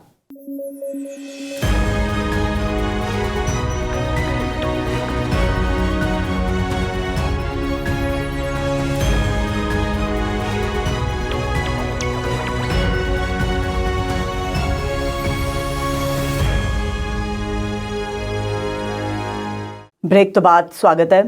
ਸ਼ਰਮਾ ਜੀ, ਜੰਮੂ ਕਸ਼ਮੀਰ ਦੇ ਵਿੱਚ ਜਿਹੜੇ ਸਾਬਕਾ ਮੰਤਰੀ ਸੀ ਉਹਨਾਂ ਬਾਰੇ ਵੀ ਸੈਂਟਰ ਨੇ ਇੱਕ ਫੈਸਲਾ ਲਿਆ ਹੈ। ਉਹਨਾਂ ਦੀ ਜਿਹੜੀ ਸੁਰੱਖਿਆ ਹੈ ਉਹ ਵਾਪਸ ਲੈ ਲਈ ਗਈ ਹੈ। ਕੀ ਕਹਿਣਾ ਚਾਹੋਗੇ? ਬਿਲਕੁਲ ਹਰਪ੍ਰੀਤ ਜੀ, ਕਈ ਵਾਰ ਘਟਨਾਵਾਂ ਇਹੋ ਜਿਹੀਆਂ ਵਾਪਰਦੀਆਂ ਨੇ ਕਿ ਉਹਨਾਂ ਦੇ ਉਲਟੇ ਸਿਰੇ ਜੁੜ ਜਾਂਦੇ ਨੇ। ਇੱਕ ਪਾਸੇ ਤੇ ਪੂਰੇ ਦੇਸ਼ ਵਿੱਚ ਪਿਛਲੇ 2 ਦਿਨ ਤੋਂ ਇਸ ਗੱਲ ਦਾ ਬਵਾਲ ਮਚਿਆ ਹੋਇਆ ਕਿ ਪ੍ਰਧਾਨ ਮੰਤਰੀ ਜੀ ਦੀ ਸਿਕਿਉਰਿਟੀ ਦੇ ਵਿੱਚ ਕਿੱਥੇ ਕਮੀ ਰਹਿ ਗਈ। ਕੀ ਉਹ ਪੰਜਾਬ ਸਰਕਾਰ ਦੀ ਕੋਈ ਗਲਤੀ ਰਹੀ ਜਾਂ ਉਹ ਜਿਹੜੀਆਂ ਕੇਂਦਰੀ ਸੁਰੱਖਿਆ ਏਜੰਸੀਆਂ ਜਿਹੜੀਆਂ ਪ੍ਰਧਾਨ ਮੰਤਰੀ ਦੇ ਨਾਲ ਚੱਲਦੀਆਂ ਨੇ ਉਹਨਾਂ ਵੱਲੋਂ ਕੋਈ ਕੁਤਾਹੀ ਵਰਤੀ ਗਈ। ਨਾਲ ਦੀ ਨਾਲ ਅਸੀਂ ਜਾਣਦੇ ਹਾਂ ਕਿ ਅਸੀਂ ਬਹੁਤ ਵਾਰ ਇਹ ਗੱਲ ਕਰਦੇ ਹਾਂ, ਬਹੁਤ ਵਾਰ ਸਾਰਾ ਹੀ ਦੇਸ਼ ਇਸ ਗੱਲ ਨਾਲ ਸਹਿਮਤ ਵੀ ਹੁੰਦਾ ਹੈ ਕਿ ਜਿਹੜੀ VIP ਕਲਚਰ ਹੈ ਉਹ ਖਤਮ ਹੋਣਾ ਚਾਹੀਦਾ। ਬਿਲਕੁਲ। ਪਰ ਸੁਰੱਖਿਆ ਦੇ ਨਜ਼ਰੀਏ ਤੋਂ ਇਹਨਾਂ ਲੋਕਾਂ ਦਾ ਜਿਹੜਾ ਬਚਾਅ ਕਰਨਾ ਉਹ ਵੀ ਜ਼ਰੂਰੀ ਹੈ। SPG ਨੂੰ ਸਿਰਫ ਔਰ ਸਿਰਫ ਪ੍ਰਧਾਨ ਮੰਤਰੀ ਤੇ ਕੇਂਦਰਿਤ ਕਰ ਦਿੱਤਾ ਗਿਆ ਤੇ ਬਾਕੀ ਸਿਕਿਉਰਿਟੀਜ਼ ਜਿਹੜੀਆਂ ਬਹੁਤ ਅਤੀ ਵਿਸ਼ਿਸ਼ਟ ਲੋਕ ਹਨ, ਚਾਹੇ ਉਹ ਕੋਈ ਵੀ ਹਨ, ਚਾਹੇ ਉਹ ਗਾਂਧੀ ਪਰਿਵਾਰ ਹੈ, ਚਾਹੇ ਉਹ ਗਵਰਨਰਸ ਨੇ, ਚਾਹੇ ਉਹ ਬਾਕੀ ਦੇਸ਼ਾਂ ਦੇ ਪ੍ਰਦੇਸ਼ਾਂ ਦੇ ਮੁੱਖ ਮੰਤਰੀ ਨੇ, ਮਿਨਿਸਟਰਸ ਨੇ, ਉਹਨਾਂ ਦੀ ਸਿਕਿਉਰਿਟੀ ਹੋਰ ਸੰਸਥਾਵਾਂ ਨੂੰ ਦਿੱਤੀ ਗਈ ਹੈ। ਸ਼੍ਰੀਨਗਰ ਤੇ ਜਾਂ ਜੰਮੂ ਕਸ਼ਮੀਰ ਦੇ ਵਿੱਚ ਜਿਹੜੇ ਪੂਰਵ ਮੁੱਖ ਮੰਤਰੀ ਨੇ, ਮੰਤਰੀਆਂ ਦਾ ਉਹਦੇ 'ਚ ਨਹੀਂ ਹੈਗਾ, ਪੂਰਵ ਮੁੱਖ ਮੰਤਰੀ ਤੇ ਉਹਨਾਂ ਦੇ ਬਿਲਕੁਲ ਨੇੜੇ ਦੇ ਫੈਮਿਲੀ ਮੈਂਬਰਸ, ਉਹਨਾਂ ਦੀ ਜਿਹੜੀ ਸਿਕਿਉਰਿਟੀ ਆ ਉੱਥੇ SSG ਕਰਦੀ ਹੈ, ਸਪੈਸ਼ਲ ਸਿਕਿਉਰਿਟੀ ਗਰੁੱਪ। 2000 ਤੋਂ ਸ਼ਾਇਦ ਉਹ ਬਣਿਆ ਹੋਇਆ ਤੇ ਹੁਣ 31/12 ਨੂੰ ਬਿਲਕੁਲ ਲਾਸਟ ਸਾਲ ਦੇ ਅਖੀਰਲੇ ਦਿਨ ਹੀ ADGP ਸਿਕਿਉਰਿਟੀ ਨੇ ਇੱਕ ਬਿੱਲ ਜਿਹੜਾ ਪਾਸ ਕੀਤਾ, ਇੱਕ ਨੋਟੀਫਿਕੇਸ਼ਨ ਜਾਰੀ ਹੋਇਆ ਕਿ SSG ਦੀ ਜਿਹੜੀ ਗਿਣਤੀ ਆ ਉਹ ਬਹੁਤ ਘਟਾ ਦਿੱਤੀ ਜਾਵੇਗੀ ਜਾਂ ਹਟਾ ਹੀ ਦਿੱਤੀ ਜਾਵੇਗੀ। ਜਦੋਂ ਉਹ ਸਟੇਟ 'ਚ ਹੁੰਦੇ ਨੇ ਉਦੋਂ ਉਹਨਾਂ ਲਈ ਜਿਹੜੀ Z ਸਿਕਿਉਰਿਟੀ ਹੈ ਜਾਂ ਜੋ ਵੀ ਸਿਕਿਉਰਿਟੀ ਉਹਨਾਂ ਨੂੰ ਮਿਲਦੀ ਹੈ ਉਹੀ ਚੱਲੇਗੀ। ਜਦੋਂ ਸਟੇਟ ਤੋਂ ਬਾਹਰ ਹੋਣਗੇ ਉਦੋਂ ਉਹਨਾਂ ਲਈ ਜਿਹੜੀ ਅਤੀ ਵਿਸ਼ਿਸ਼ਟ ਸਿਕਿਉਰਿਟੀ ਹੈ ਉਹ ਨਹੀਂ ਰਹੇਗੀ। ਅਸੀਂ ਇਸ ਗੱਲ ਨਾਲ ਸਹਿਮਤ ਵੀ ਹਾਂ ਕਿ ਇਹਨਾਂ ਚਾਹੇ ਕੋਈ ਵੀ ਲੋਕ ਹਨ, ਉਹਨਾਂ ਲਈ ਬਹੁਤੀ ਸਿਕਿਉਰਿਟੀ ਦੀ ਲੋੜ ਨਹੀਂ ਹੋਣੀ ਚਾਹੀਦੀ। ਪੰਜਾਬ 'ਚ ਅਸੀਂ ਜਾਣਦੇ ਹਾਂ ਕਿ ਜਦੋਂ ਚਰਨਜੀਤ ਚੰਨੀ ਮੁੱਖ ਮੰਤਰੀ ਬਣੇ ਤੇ ਉਹਨਾਂ ਨੇ ਇਸ ਗੱਲ ਨੂੰ ਬੜੀ ਪ੍ਰਮੁੱਖਤਾ ਨਾਲ ਉਠਾਇਆ ਸੀ ਕਿ ਯਾਰ ਐਡੀਆਂ ਵੱਡੀਆਂ ਗੱਡੀਆਂ, ਹਜ਼ਾਰਾਂ ਦੀ ਗਿਣਤੀ 'ਚ ਪੁਲਿਸ ਵਾਲੇ, ਮੈਨੂੰ ਕੋਈ ਚੱਕ ਕੇ ਲੈ ਚੱਲਾ। ਤੇ ਕੱਲ ਜਦੋਂ ਉਹ ਇੱਥੇ ਰੋਡ ਤੋਂ ਅਸੀਂ ਲੰਘਦੇ ਹੋਏ ਉਹਨਾਂ ਦਾ ਕਾਫਲਾ ਦੇਖਿਆ ਤੇ ਗੱਡੀਆਂ ਹਾਲੇ ਵੀ ਉਹਨਾਂ ਦੀ ਗਿਣਤੀ ਦੇ ਵਿੱਚ 100 ਦੇ ਨੇੜੇ ਤੇੜੇ ਚੱਲਦੀਆਂ ਨੇ। ਆਦਤ ਵੀ ਹੋ ਜਾਂਦੀ ਹੈ। ਤੇ ਦੂਸਰੀ ਗੱਲ ਇਹ ਆ ਕਿ ਜੇ ਅਸੀਂ ਦੂਸਰਾ ਉਹਦਾ ਇੱਕ ਹੋਰ ਪਹਿਲੂ ਦੇਖੀਏ, ਆਮ ਆਦਮੀ ਪਾਰਟੀ ਨੇ ਜਦੋਂ ਦਿੱਲੀ ਦੇ ਵਿੱਚ ਸਰਕਾਰ ਬਣਾਈ ਤੇ ਕੇਜਰੀਵਾਲ ਨੇ ਵੀ ਕਿਹਾ ਸੀ ਕਿ ਮੈਂ ਜਿਹੜਾ ਇਹ VIP ਕਲਚਰ ਆ ਉਹ ਨਹੀਂ ਲੈਣਾ, ਪਰ ਉਹਨਾਂ ਨੇ ਇੱਕ ਆਮ ਸੰਮੇਲਨ ਰੱਖ ਲਿਆ, ਲੋਕਾਂ ਨੂੰ ਮਿਲਣ ਦਾ ਪ੍ਰੋਗਰਾਮ ਬਣਾ ਲਿਆ ਤੇ ਉੱਥੇ ਜਿਹੜੀ ਹਫੜਾ ਦਫੜੀ ਮਚੀ, ਜਿਹੜੀ ਭਗਦੜ ਉੱਥੇ ਮਚੀ, ਉਸ ਤੋਂ ਬਾਅਦ ਉਹਨਾਂ ਨੇ ਆਪਣਾ ਉਹ ਫੈਸਲਾ ਜਿਹੜਾ ਸੀ ਉਹਨੂੰ ਰਿਵਿਊ ਕੀਤਾ ਤੇ ਸਿਕਿਉਰਿਟੀ ਰੱਖਣ ਦੀ ਗੱਲ ਕੀਤੀ। ਹੁਣੇ SGPC ਦੇ ਪ੍ਰਧਾਨ ਬਣੇ ਨੇ ਐਡਵੋਕੇਟ ਧਾਮੀ ਸਾਹਿਬ, ਉਹਨਾਂ ਨਾਲ ਵੀ ਇੱਕ ਦਿਨ ਗੱਲ ਹੋਈ ਤੇ ਉਹਨਾਂ ਨੇ ਵੀ ਕਿਹਾ ਕਿ ਮੈਂ ਸਿਕਿਉਰਿਟੀ ਜਿਹੜੀ ਆਪਣੇ ਨਾਲ ਨਹੀਂ ਰੱਖੀ ਹੋਈ, ਮੈਨੂੰ ਉਹਦੀ ਜ਼ਰੂਰਤ ਨਹੀਂ ਪੈਂਦੀ। ਪਰ ਫਿਰ ਉਹਨਾਂ ਨੇ ਇਹ ਵੀ ਗੱਲ ਕੀਤੀ ਕਿ ਜਦੋਂ ਮੈਂ ਕਿਤੇ ਦੂਰ ਦੁਰਾਡੇ ਪੰਜਾਬ ਦੇ ਵਿੱਚ ਜਾਣਾ ਹੁੰਦਾ, ਆਪਣੇ ਸ਼ਹਿਰ 'ਚ ਜਾਂ ਘਰ 'ਚ ਤੇ ਮੈਂ ਨਹੀਂ ਕਰਦਾ, ਪਰ ਜਦੋਂ ਕਿਤੇ ਦੂਰ ਜਾਣਾ ਹੁੰਦਾ ਫਿਰ ਮੈਂ ਕੁਝ ਸਿਕਿਉਰਿਟੀ ਮੁਲਾਜ਼ਮ ਨਾਲ ਜ਼ਰੂਰ ਲੈ ਕੇ ਚੱਲਦਾ, ਕਿਉਂਕਿ ਨਹੀਂ ਤੇ ਰਸਤੇ ਦੇ ਵਿੱਚ ਲੋਕ ਕਈ ਵਾਰ ਭੀੜ ਬਣਾ ਕੇ ਖੜ ਜਾਂਦੇ ਨੇ ਤੇ ਫਿਰ ਸਥਿਤੀ ਜਿਹੜੀ ਆ ਉਹ ਖਰਾਬ ਹੋ ਜਾਂਦੀ ਹੈ। ਸੋ ਇੱਥੇ ਤੁਸੀਂ ਇਹਨਾਂ ਚੀਜ਼ਾਂ ਤੋਂ ਇਨਕਾਰੀ ਨਹੀਂ ਹੋ ਸਕਦੇ। ਬੇਸ਼ੱਕ ਤੁਸੀਂ VIP ਕਲਚਰ ਖਤਮ ਕਰਨਾ ਚਾਹੁੰਦੇ ਹੋ, ਫੇਰ ਵੀ ਸਮੇਂ ਦੀ ਤੇ ਲੋਕਾਂ ਦੀ ਜਿਹੜੀ ਆ ਸਥਿਤੀ ਨੂੰ ਦੇਖਦੇ ਹੋਏ ਬਹੁਤ ਵਾਰ ਇਹਨਾਂ ਚੀਜ਼ਾਂ ਦੀ ਜ਼ਰੂਰਤ ਪੈਂਦੀ ਹੈ। ਤੇ ਜੰਮੂ ਕਸ਼ਮੀਰ ਦੇ ਵਿੱਚ ਜਿਹੜੇ ਸਾਬਕਾ ਮੁੱਖ ਮੰਤਰੀ ਨੇ, ਉਹਨਾਂ ਦੇ ਵਿੱਚ 4 ਮੁੱਖ ਮੰਤਰੀ ਆਉਂਦੇ ਆ, 2 ਤੇ ਅਬਦੁੱਲਾ ਪਿਓ ਪੁੱਤਰ ਨੇ, ਗੁਲਾਮ ਨਬੀ ਆਜ਼ਾਦ ਨੇ ਤੇ ਬੀਬੀ ਮੁਫਤੀ ਨੇ। ਇਹਨਾਂ ਤੋਂ ਜਿਹੜੀ ਉਹ ਸਿਕਿਉਰਿਟੀ ਆ ਵਾਪਸ ਲੈ ਲਈ ਗਈ ਹੈ। ਤੇ ਜੰਮੂ ਕਸ਼ਮੀਰ ਦੇ ਹਾਲਾਤ ਕਿਹੋ ਜਿਹੇ ਨੇ ਤੇ ਉੱਥੇ ਸਿਆਸੀ ਕਹਾਣੀ ਕਿਹੋ ਜਿਹੀ ਚੱਲ ਰਹੀ ਆ, ਉਹਦੇ ਬਾਰੇ ਅਸੀਂ ਸਾਰੇ ਜਾਣੂ ਆ। ਜਦੋਂ ਤੋਂ ਸਟੇਟ ਦਾ ਦਰਜਾ ਖਤਮ ਕੀਤਾ ਗਿਆ ਉਦੋਂ ਤੋਂ ਹੀ ਉੱਥੇ ਸਥਿਤੀ ਜਿਹੜੀ ਆ ਉਹ ਬਹੁਤ ਵਿਰੋਧਾਭਾਸੀ ਆ ਤੇ ਵਿਸਫੋਟਕ ਵੀ ਬਣੀ ਹੋਈ ਹੈ। ਤੇ ਅਜਿਹੇ ਦੇ ਵਿੱਚ ਜਦੋਂ ਫਿਰ ਇਹੋ ਜਿਹੀਆਂ ਘਟਨਾਵਾਂ ਕੀਤੀਆਂ ਜਾਂਦੀਆਂ ਨੇ, ਇਹੋ ਜਿਹੇ ਫੈਸਲੇ ਲਏ ਜਾਂਦੇ ਨੇ ਤੇ ਉਹਦੇ ਤੋਂ ਫਿਰ ਸੱਤਾਧਾਰੀ ਧਿਰ ਦੇ ਜਿਹੜੇ ਮੰਸ਼ੇ ਨੇ ਉਹਨਾਂ ਦੇ ਉੱਤੇ ਸ਼ੱਕ ਜਿਹੜਾ ਆਮ ਲੋਕਾਂ ਦਾ ਵੱਧਦਾ ਆ। ਸੋ ਕਈ ਵਾਰ ਫੈਸਲੇ ਦੇਖਣ ਨੂੰ ਚੰਗੇ ਲੱਗਦੇ ਨੇ ਪਰ ਉਹਨਾਂ ਦੀ ਜਿਹੜੀ ਨੀਅਤ ਆ ਉਹਦੇ ਤੇ ਕਿਤੇ ਨਾ ਕਿਤੇ ਥੋੜਾ ਜਿਹਾ ਖੋਟ ਜ਼ਰੂਰ ਰਹਿੰਦਾ। ਤੇ ਇਸੇ ਤਰੀਕੇ ਦੇ ਨਾਲ ਇਸ ਘਟਨਾ ਨੂੰ ਜੇ ਤੁਸੀਂ ਪ੍ਰਧਾਨ ਮੰਤਰੀ ਵਾਲੀ ਘਟਨਾ ਨਾਲ ਜੋੜ ਕੇ ਦੇਖਦੇ ਆ ਤੇ ਇਦਾਂ ਵੀ ਹੋ ਸਕਦਾ ਕਿ ਆਉਣ ਵਾਲੇ ਸਮੇਂ ਦੇ ਵਿੱਚ ਸਾਨੂੰ ਕਿਤੇ ਵੀ ਇਹੋ ਜਿਹੀਆਂ ਜਿਹੜੀਆਂ ਊਣਤਾਈਆਂ ਦੇਖਣ ਨੂੰ ਮਿਲ ਸਕਦੀਆਂ। ਜੀ ਸ਼ਰਮਾ ਜੀ, ਹੁਣ ਜੇ ਅਸੀਂ ਗੱਲ ਕਰੀਏ ਕਰੋਨਾ ਦੀ, ਤਾਂ ਬੇਸ਼ੱਕ ਇੱਕ ਵਾਰੀ ਅਸੀਂ ਕਹੀਏ ਕਿ ਕਰੋਨਾ ਤੋਂ ਅਸੀਂ ਬੜੇ ਖੁਸ਼ ਹੋਏ ਸੀ ਕਿ ਹਾਂਜੀ ਵੈਕਸੀਨੇਸ਼ਨ ਸ਼ੁਰੂ ਹੋ ਗਿਆ ਹੈ ਜੀ ਤੇ ਹੁਣ ਅਸੀਂ ਇਸ ਤੋਂ ਮੁਕਤ ਹੋਣ ਵਾਲੇ ਹਾਂ। ਹਾਲਾਂਕਿ ਵਿਗਿਆਨੀਆਂ ਵੱਲੋਂ ਕਿਹਾ ਗਿਆ ਸੀ ਕਿ ਇਸ ਤੋਂ ਮੁਕਤੀ ਅਜੇ ਸੰਭਵ ਨਹੀਂ ਹੈ ਤੇ ਹੁਣ ਜਿਹੜਾ ਉਸ ਦਾ ਨਵਾਂ ਰੂਪ ਹੈ ਓਮਿਕਰੋਨ, ਉਸ ਨੇ ਤਰਥੱਲੀ ਮਚਾਈ ਹੋਈ ਹੈ। ਬਿਲਕੁਲ ਹਰਪ੍ਰੀਤ ਜੀ, ਇਹ ਮਹਾਮਾਰੀ 2 ਸਾਲ ਤੋਂ ਸਾਡੇ ਨਾਲ ਚੱਲ ਰਹੀ ਆ। ਅਸੀਂ ਇਹਦੇ ਤੋਂ ਬਚਾਅ ਵੀ ਕਰ ਰਹੇ ਹਾਂ। ਟੀਕਾਕਰਨ ਦੀ ਸਪੀਡ ਵੀ ਬਹੁਤ ਵਧਾਈ ਸੀ, ਬਹੁਤ ਲੰਬੀ ਚੌੜੇ ਅੰਕੜੇ ਦਿੱਤੇ ਜਾਂਦੇ ਨੇ। ਜਦੋਂ ਅਸੀਂ ਉਹਨਾਂ ਦੀਆਂ ਗਵਰਨਮੈਂਟ ਦੀਆਂ ਐਪਸ ਚੈੱਕ ਕਰਦੇ ਹਾਂ ਤਾਂ 150 ਕਰੋੜ ਤੱਕ ਟੀਕੇ ਲੱਗੇ ਹੋਣ ਦੀ ਗੱਲ ਜਿਹੜੀ ਆ ਉਹਦੇ ਨੇੜੇ ਤੇੜੇ ਹੀ ਅਸੀਂ ਪਹੁੰਚ ਚੁੱਕੇ ਹਾਂ। ਤੇ ਜੇਕਰ ਅਸੀਂ ਆਬਾਦੀ ਦੇ ਲਿਹਾਜ਼ ਨਾਲ ਗੱਲ ਕਰੀਏ ਤੇ ਹਾਲਾਂਕਿ ਸਾਡੀ ਆਬਾਦੀ ਵੀ ਕਾਫੀ ਆ, ਤੇ ਜੇ ਡਬਲ ਸ਼ਾਟ ਦੀ ਗੱਲ ਕਰੀਏ ਤੇ ਫਿਰ ਟੀਕਾ ਜਿਹੜਾ ਆ ਉਹ 300 ਕਰੋੜ ਦੇ ਨੇੜੇ ਤੇੜੇ ਪਹੁੰਚ ਕੇ ਹੀ ਪੂਰਾ ਹੋ ਪਾਵੇਗਾ। ਪਰ ਫਿਰ ਵੀ ਅਸੀਂ 15 ਤੋਂ 18 ਸਾਲ ਦੇ ਏਜ ਗਰੁੱਪ ਜਿਹੜੇ ਨੌਜਵਾਨ ਨੇ ਉਹਨਾਂ ਨੂੰ ਵੀ ਟੀਕੇ ਲਾਉਣੇ ਸ਼ੁਰੂ ਕੀਤੇ ਨੇ। ਇੱਕ ਸਮਾਂ ਕੁਝ ਦਿਨ ਪਹਿਲਾਂ ਜੇ ਅਸੀਂ ਗੱਲ ਕਰੀਏ ਦਸੰਬਰ ਦੇ ਪਹਿਲੇ ਦੂਸਰੇ ਹਫ਼ਤੇ ਤੱਕ ਤੇ ਜਿਹੜੀ ਕੋਵਿਡ ਦੀ ਗਿਣਤੀ ਸੀ ਨਵੇਂ ਮਰੀਜ਼ਾਂ ਦੀ ਆਉਣ ਵਾਲੀ ਉਹ 2-3 ਹਜ਼ਾਰ ਦੇ ਨੇੜੇ ਤੇੜੇ ਸੀ ਜੀ। ਪਰ ਹੁਣ ਪਿਛਲੇ 24 ਘੰਟਿਆਂ ਦੇ ਵਿੱਚ ਇਹ ਜਿਹੜੀ ਗਿਣਤੀ ਆ ਉਹ ਫਿਰ 1 ਲੱਖ ਤੱਕ ਪਹੁੰਚ ਚੁੱਕੀ ਆ। ਤੇ WHO ਦੇ ਡਾਕਟਰ ਨੇ ਅੱਜ ਜਿਹੜੀ ਇੱਕ ਪ੍ਰੈਸ ਵਿਗਿਆਪਤੀ ਜਾਰੀ ਕੀਤੀ ਉਹਨਾਂ ਦੇ ਮੁਤਾਬਕ ਉਹਨਾਂ ਨੇ ਕਿਹਾ ਕਿ ਹਾਲਾਂਕਿ ਇਹ ਗੱਲ ਠੀਕ ਆ ਕਿ ਇਹ ਡੈਲਟਾ ਵੇਰੀਐਂਟ ਜਿੰਨਾ ਜਿਹੜੀ ਸੈਕੰਡ ਲੇਅਰ ਸੀ ਉਹਦੇ ਜਿੰਨਾ ਖਤਰਨਾਕ ਨਹੀਂ ਹੈਗਾ, ਪਰ ਇਹਨੂੰ ਤੁਸੀਂ ਮਾਈਲਡ ਨਹੀਂ ਮੰਨ ਕੇ ਚੱਲ ਸਕਦੇ, ਇਹਨੂੰ ਤੁਸੀਂ ਹਲਕਾ ਵਾਇਰਸ ਕਹਿ ਕੇ ਤੁਸੀਂ ਇਹਦੇ ਤੋਂ ਪਿੱਛਾ ਨਹੀਂ ਛਡਾ ਸਕਦੇ। ਜਿਹੜੇ ਵੀ ਪੇਸ਼ੈਂਟ ਇਹਦੀ ਚਪੇਟ 'ਚ ਆਉਂਦੇ ਨੇ ਉਹਨਾਂ ਨੂੰ ਹਸਪੀਟਲਾਈਜ਼ ਹੋਣਾ ਪੈ ਰਿਹਾ ਤੇ ਜਿਹੜੀ ਮੌਤ ਦਰ ਆ ਉਹ ਵੀ ਵੱਧ ਰਹੀ ਆ। ਕੱਲ ਦੀ ਹੀ ਸੀ ਕਿ ਜਿਹੜਾ ਇੱਕ ਇਟਲੀ ਤੋਂ ਇੱਕ ਜਹਾਜ਼ ਆਇਆ ਸੀ ਮੁਸਾਫਰਾਂ ਵਾਲਾ, ਉਹਦੇ 'ਚ 125 ਤੋਂ ਵੱਧ ਅੰਮ੍ਰਿਤਸਰ ਤੇ ਜਿਹੜੇ ਇਟਲੀ ਤੋਂ ਆਏ ਹੋਏ ਲੋਕ ਉਤਰੇ ਨੇ ਉਹ ਪੋਜ਼ਿਟਿਵ ਪਾਏ ਗਏ ਨੇ। ਤੇ ਖਬਰਾਂ ਇਹ ਵੀ ਆ ਕਿ ਉਹਨਾਂ 'ਚੋਂ ਕਈ ਲੋਕ ਬਚਾ ਕੇ ਦੌੜ ਕੇ ਵੀ ਇੱਧਰ ਉੱਧਰ ਚਲੇ ਗਏ ਤੇ ਹੁਣ ਉਹਨਾਂ ਦੀ ਜਾਂਚ ਪੜਤਾਲ ਜਿਹੜੀ ਆ ਪੁੱਛ ਪੜਤਾਲ ਉਹ ਕੀਤੀ ਜਾ ਰਹੀ ਆ। ਪਰ ਨਾਲ ਦੀ ਨਾਲ ਇੱਕ ਖਬਰ ਸ਼ਰਮਾ ਜੀ ਇਹ ਵੀ ਸਾਹਮਣੇ ਆਈ ਸੀ ਕਿ ਉਹ ਜਿਹੜੇ ਲੋਕ ਆ ਉਹਨਾਂ ਨੇ ਕਿਹਾ ਕਿ ਉਹਨਾਂ ਨੇ 2 ਡੋਜ਼ ਉੱਥੋਂ ਲਈਆਂ ਹੋਈਆਂ ਤੇ 72 ਘੰਟੇ ਦੀ ਉਹ RT-PCR ਟੈਸਟ ਕਰਾ ਕੇ ਨੈਗੇਟਿਵ ਰਿਪੋਰਟ ਲੈ ਕੇ ਆਏ ਨੇ। ਉਸ ਦੇ ਬਾਵਜੂਦ ਉਹਨਾਂ ਨੂੰ ਸਰਕਾਰ ਹੈ ਜਿਹੜੀ ਉਹ ਜਾਣ ਬੁੱਝ ਕੇ ਸੰਕਰਮਿਤ ਘੋਸ਼ਿਤ ਕਰਨਾ ਚਾਹੁੰਦੀ ਹੈ। ਬਿਲਕੁਲ ਜੀ, ਇੱਥੇ ਘਟਨਾ ਕੋਈ ਬਾਅਦ ਵਿੱਚ ਹੁੰਦੀ ਆ ਤੇ ਉਹਦੇ ਤੇ ਸਿਆਸਤ ਤੇ ਉਹਦੇ ਤੇ ਜਿਹੜੇ ਉਲਟੇ ਪਹਿਲੂ ਨੇ ਉਹ ਪਹਿਲਾਂ ਸਾਡੇ ਸਾਹਮਣੇ ਆ ਜਾਂਦੇ ਨੇ। ਇਹ ਤੇ ਅੰਮ੍ਰਿਤਸਰ ਦੀ ਗੱਲ ਆ। ਕੱਲ ਹੀ ਸਾਡੇ ਕੁਝ ਜਾਣਕਾਰ ਦਿੱਲੀ ਉਤਰੇ ਨੇ, ਇਟਲੀ ਤੋਂ ਹੀ ਆਏ ਸੀ। ਉਹਨਾਂ ਨੇ ਵੀ ਕਿਹਾ ਕਿ ਸਾਨੂੰ ਬਹੁਤ ਖੱਜਲ ਕੀਤਾ ਗਿਆ, ਕਦੀ ਇੱਧਰ ਚਲੇ ਜਾਓ, ਕਦੀ ਉੱਧਰ ਚਲੇ ਜਾਓ, ਕਦੀ ਇੱਥੇ ਬੈਠ ਜਾਓ, ਕਦੇ ਹੁਣ ਆਹ ਫਾਰਮ ਭਰੋ ਤੇ ਹੁਣ ਆਹ ਟੈਸਟ ਕਰਾਓ। ਤੇ ਉਹਨਾਂ ਨੇ ਕਿਹਾ ਕਿ ਸਾਨੂੰ ਤੇ ਜਾਪਦਾ ਸੀਗਾ ਕਿ ਟੈਸਟ ਕਰਾਉਣ ਦੇ ਨਾਤੇ ਵੀ ਸਾਡੇ ਨਾਲ ਜਿਹੜੀ ਆ ਇੱਕ ਮੇਅਰ ਫਾਰਮੈਲਿਟੀ ਜਿਹੜੀ ਆ ਉਹ ਇੰਪਲੀਮੈਂਟ ਕੀਤੀ ਜਾ ਰਹੀ ਆ। ਜਦ ਕਿ ਉੱਥੋਂ ਜਿਹੜਾ ਉਹ ਕਹਿੰਦੇ ਟੈਸਟ ਕਰਾ ਕੇ ਆਏ ਆ ਉਹਦੇ ਤੇ ਦੱਸਿਆ ਹੋਇਆ ਸੀਗਾ ਕਿ ਇਹ 3 ਦਿਨ ਲਈ ਵੈਲਿਡ ਆ ਤੇ ਹੋਰ ਟੈਸਟ ਦੀ ਲੋੜ ਜਿਹੜੀ ਆ ਉਹ ਨਹੀਂ ਹੈਗੀ। ਪਰ ਫਿਰ ਵੀ ਅਸੀਂ ਜਾਣਦੇ ਹਾਂ ਕਿ ਡੇ 1 ਜਦੋਂ ਤੋਂ ਇਹ ਸਾਰੀ ਘਟਨਾਕ੍ਰਮ ਮਹਾਮਾਰੀ ਦਾ ਸ਼ੁਰੂ ਹੋਇਆ ਉਦੋਂ ਤੋਂ ਹੀ ਅਸੀਂ ਇਹ ਸਾਰੀਆਂ ਖਬਰਾਂ ਨਾਲ 2-4 ਹੋ ਰਹੇ ਹਾਂ। ਪਰ ਕੇਸਾਂ ਦੀ ਜਿਹੜੀ ਗਿਣਤੀ ਵੱਧ ਰਹੀ ਆ ਉਦੋਂ ਤੋਂ ਇਹ ਵੀ ਲੱਗਦਾ ਆ ਕਿ ਬੀਤੇ ਦੇ ਵਿੱਚ ਜਦੋਂ ਕੇਸਾਂ ਦੀ ਗਿਣਤੀ ਬਹੁਤ ਘੱਟ ਦੱਸੀ ਜਾ ਰਹੀ ਸੀ, ਤੁਸੀਂ ਇਹਨੂੰ ਇਦਾਂ ਸਮਝ ਸਕਦੇ ਆ ਕਿ ਉਦੋਂ ਜਿਹੜੀ ਟੈਸਟ ਆ ਉਹਨੂੰ ਕਾਫੀ ਘਟਾ ਦਿੱਤਾ ਗਿਆ ਸੀ। ਬਿਲਕੁਲ। ਹੁਣ ਅੱਜ ਵੀ ਕੁਝ ਕਾਫੀ ਸਟੇਟਾਂ ਦੇ ਉੱਤੇ ਕੇਂਦਰ ਨੇ ਕਿਹਾ ਹੈ ਕਿ ਤੁਸੀਂ ਆਪਣੀ ਟੈਸਟਿੰਗ ਜਿਹੜੀ ਆ ਉਹ ਵਧਾਓ। ਤੇ ਚੋਣ ਕਮਿਸ਼ਨ ਦੀ ਜਿਹੜੀ ਮੀਟਿੰਗ ਆ ਉਹਦੇ ਵਿੱਚ ਗੱਲ ਇਹ ਆ ਰਹੀ ਆ ਕਿ ਜਿਨ੍ਹਾਂ ਸਟੇਟਾਂ ਦੇ ਵਿੱਚ ਚੋਣਾਂ ਹੋਣੀਆਂ, ਜਿਨ੍ਹਾਂ ਦੇ ਵਿੱਚ ਪੰਜਾਬ ਵੀ ਸ਼ਾਮਲ ਆ, ਉੱਥੇ ਵੀ ਜਿਹੜੇ ਟੀਕਾਕਰਨ ਆ ਉਹਨੂੰ ਤੇਜ਼ ਕਰਨ ਦੀ ਗੱਲ ਕੀਤੀ ਜਾ ਰਹੀ ਹੈ। ਜਦੋਂ ਅਸੀਂ ਕਰੋਨਾ ਦੇ ਵਿੱਚ ਸਿਆਸਤ ਦੀ ਗੱਲ ਕਰਦੇ ਹਾਂ ਤੇ ਕਰਨਾਟਕ ਤੋਂ ਕਾਫੀ ਰੌਚਕ ਘਟਨਾਕ੍ਰਮ ਸਾਹਮਣੇ ਆਇਆ। ਉੱਥੇ ਐਸ ਬੋਮਈ ਜਿਹੜੇ ਮੁੱਖ ਮੰਤਰੀ ਨੇ, ਹਾਲਾਂਕਿ ਉਹਨਾਂ ਨੇ ਪਾਬੰਦੀਆਂ ਲਾਈਆਂ ਹੋਈਆਂ ਨੇ, ਮਾਸਕ ਦੀ ਵੀ ਗੱਲ ਹੈ, ਇਕੱਠਾਂ ਤੇ ਵੀ ਵੱਡੇ ਜਿਹੜੇ ਗੈਦਰਿੰਗਸ ਨੇ ਉਹਨਾਂ ਤੇ ਵੀ ਪਾਬੰਦੀ ਲੱਗੀ ਹੋਈ ਆ। ਪਰ ਕੱਲ ਆਪ ਹੀ ਉਹ ਜਦੋਂ ਉੱਥੇ ਵਿਧਾਨਕਾਰ ਮੰਡਲ ਦੇ ਵਿੱਚ ਕੁਝ ਲੋਕਾਂ ਨੂੰ ਸ਼ਾਮਲ ਕਰਨਾ ਸੀ, ਉੱਥੇ ਵੀ ਇੱਕ ਵੱਡਾ ਪ੍ਰੋਗਰਾਮ ਸੀ ਤੇ ਮਾਸਕ ਵੀ ਬਹੁਤ ਲੋਕਾਂ ਨੇ ਨਹੀਂ ਲਾਇਆ ਹੋਇਆ ਸੀ। ਤੇ ਡੀ ਸ਼ਿਵ ਕੁਮਾਰ ਜਿਹੜੇ ਕਾਂਗਰਸ ਦੇ ਲੀਡਰ ਨੇ ਤੇ ਵਿਰੋਧੀ ਧਿਰ ਵਿੱਚ ਵੀ ਹਨ, ਉਹਨਾਂ ਨੇ ਵੀ ਕਾਫੀ ਹੱਲਾ ਗੁੱਲਾ ਉੱਥੇ ਕੀਤਾ ਕਿ ਇਹ ਜਿਹੜੀਆਂ ਪਾਬੰਦੀਆਂ ਨੇ ਕਿ ਇਹ ਸਿਰਫ ਆਮ ਲੋਕਾਂ ਲਈ ਹਨ ਤੇ ਜਿਹੜੇ ਵਿਸ਼ਿਸ਼ਟ ਲੋਕ ਨੇ ਉਹਨਾਂ ਲਈ ਇਹ ਸਾਰੀਆਂ ਚੀਜ਼ਾਂ ਨਹੀਂ ਹਨ। ਬਿਲਕੁਲ। ਸੋ ਚਾਹੇ ਉਹ 에ਅਰਪੋਰਟ ਦੀ ਗੱਲ ਹੋਵੇ, ਚਾਹੇ ਕਰਨਾਟਕਾ ਦੀ ਗੱਲ ਹੋਵੇ, ਚਾਹੇ ਪੰਜਾਬ ਦੇ ਲੀਡਰਾਂ ਦੀਆਂ ਇਕੱਠ ਜਿਹੜੇ ਹੋ ਰਹੇ ਨੇ ਵੱਡੇ ਵੱਡੇ ਰਾਜਨੀਤੀ ਨੂੰ ਲੈ ਕੇ ਉਹਨਾਂ ਦੀ ਗੱਲ ਹੋਵੇ, ਅਸੀਂ ਆਮ ਬਾਜ਼ਾਰਾਂ ਵਿੱਚ ਜਾ ਕੇ ਦੇਖੀਏ ਤੇ ਕਿਤੇ ਉਹਦਾ ਜਿਹੜਾ ਭੈ ਆ ਉਹ ਨਜ਼ਰ ਨਹੀਂ ਆ ਰਿਹਾ। ਲੋਕ ਬਹੁਤ ਸਾਰੇ ਬਿਨਾਂ ਮਾਸਕ ਤੋਂ ਹੀ ਜਿਹੜੇ ਨੇ ਤੁਰੇ ਫਿਰਦੇ ਨੇ। ਪਰ ਜਦੋਂ ਤੁਸੀਂ ਵੱਖ-ਵੱਖ ਹਸਪਤਾਲਾਂ ਦੇ ਨਾਲ ਗੱਲ ਕਰਦੇ ਆ ਤੇ ਉੱਥੋਂ ਇਹ ਗੱਲ ਸਾਹਮਣੇ ਨਿਕਲ ਕੇ ਆਉਂਦੀ ਆ ਕਿ ਪੇਸ਼ੈਂਟਸ ਬਹੁਤ ਗਿਣਤੀ ਦੇ ਵਿੱਚ ਆ ਰਹੇ ਨੇ, ਹਾਲਾਂਕਿ ਡੈਥ ਰੇਟ ਜਿਹੜਾ ਹੈ ਉਹ ਕਾਫੀ ਘੱਟ ਆ। ਆਸ ਕਰਦੇ ਹਾਂ ਕਿ ਉਹ ਘੱਟ ਹੀ ਰਵੇ ਤੇ ਇਹ ਜਿਹੜੀ ਤੀਸਰੀ ਲਹਿਰ ਆ ਇਹ ਦੂਜੀ ਲਹਿਰ ਜਿੰਨੀ ਘਾਤਕ ਨਾ ਹੋਵੇ, ਕਿਉਂਕਿ ਅਸੀਂ ਪਹਿਲੀ ਲਹਿਰ ਦੇ ਵਿੱਚ ਵੀ ਬਹੁਤ ਨੁਕਸਾਨ ਝੱਲਿਆ, ਦੂਸਰੀ ਲਹਿਰ ਦੇ ਵਿੱਚ ਵੀ ਬਹੁਤ ਨੁਕਸਾਨ ਝੱਲਿਆ, ਨਾ ਸਿਰਫ ਜਾਨੀ ਬਲਕਿ ਮਾਲੀ ਤੌਰ ਤੇ ਵੀ ਬਹੁਤ ਸਾਰਾ ਨੁਕਸਾਨ ਝੱਲਿਆ। ਅਸੀਂ ਬੀਤੇ ਦੇ ਵਿੱਚ ਉਹ ਅੰਕੜੇ ਦੇਖਦੇ ਰਹੇ ਹਾਂ ਕਿ ਭਾਰਤ ਦੇ ਵਿੱਚ ਹੀ 12 ਕਰੋੜ ਤੋਂ ਵੱਧ ਲੋਕਾਂ ਨੇ ਆਪਣੀ ਰੁਜ਼ਗਾਰ ਗਵਾਏ ਤੇ ਪ੍ਰਵਾਸੀ ਲੋਕਾਂ ਨੂੰ ਇੱਧਰ ਤੋਂ ਉੱਧਰ ਜਾਣ ਤੱਕ ਜਿੰਨੀਆਂ ਮੁਸ਼ਕਲਾਂ ਦਾ ਸਾਹਮਣਾ ਕਰਨਾ ਪਿਆ। ਹਾਲਾਂਕਿ ਲੋਕ ਸਭਾ ਵਿਧਾਨ ਸਭਾ ਦੇ ਵਿੱਚ ਲੀਡਰਾਂ ਨੇ ਜੋ ਮਰਜ਼ੀ ਬਿਆਨ ਦਿੱਤੇ ਹੋਣ, ਪਰ ਜੋ ਮੌਤਾਂ ਦੇ ਅੰਕੜੇ ਅਸੀਂ ਦਿੱਲੀ ਦੇ ਵਿੱਚ ਜਾਂ ਯੂਪੀ ਦੇ ਵਿੱਚ ਦੇਖੇ ਤੇ ਸਾਰੇ ਹੀ ਲੋਕ ਸ਼ਾਇਦ ਜਿੱਦਾਂ ਅਸੀਂ ਨਸ਼ੇ ਦੀ ਗੱਲ ਕਰਦੇ ਹਾਂ ਪੰਜਾਬ ਦੇ ਵਿੱਚ ਕਿ ਕੋਈ ਨਹੀਂ ਹੋਣਾ ਜਿਹਦੇ ਨੇੜੇ ਦਾ ਕੋਈ ਨਸ਼ੇ 'ਚ ਨਾ ਗਲਤਾਨ ਹੋਵੇ, ਤੇ ਇੱਥੇ ਵੀ ਇਦਾਂ ਹੀ ਕਹਾਣੀ ਸੀਗੀ ਕਿ ਸ਼ਾਇਦ ਹੀ ਕੋਈ ਅਜਿਹਾ ਹੋਵੇ ਜਿਹਦੇ ਨੇੜੇ ਤੇੜੇ ਕੋਈ ਕੋਵਿਡ ਦੇ ਨਾਲ ਡੈਥ ਨਾ ਹੋਈ ਹੋਵੇ। ਸੋ ਇਹਦੇ ਤੋਂ ਬਚਣ ਲਈ ਇਹਤਿਆਤ ਤੇ ਟੀਕਾਕਰਨ ਜਿਹੜਾ ਆ ਉਹ ਜ਼ਰੂਰੀ ਆ। ਸਰਕਾਰਾਂ ਵੀ ਸਿਰਫ ਉਹ ਐਲਾਨ ਹੀ ਨਾ ਕਰਕੇ ਰੋਜ਼ ਰਹਿ ਜਾਣ, ਉਹਨਾਂ ਦੇ ਉੱਤੇ ਜਿਹੜੀ ਪਾਬੰਦੀਆਂ ਆ ਉਹਨਾਂ ਨੂੰ ਲਾਗੂ ਵੀ ਕਰਵਾਇਆ ਜਾਵੇ।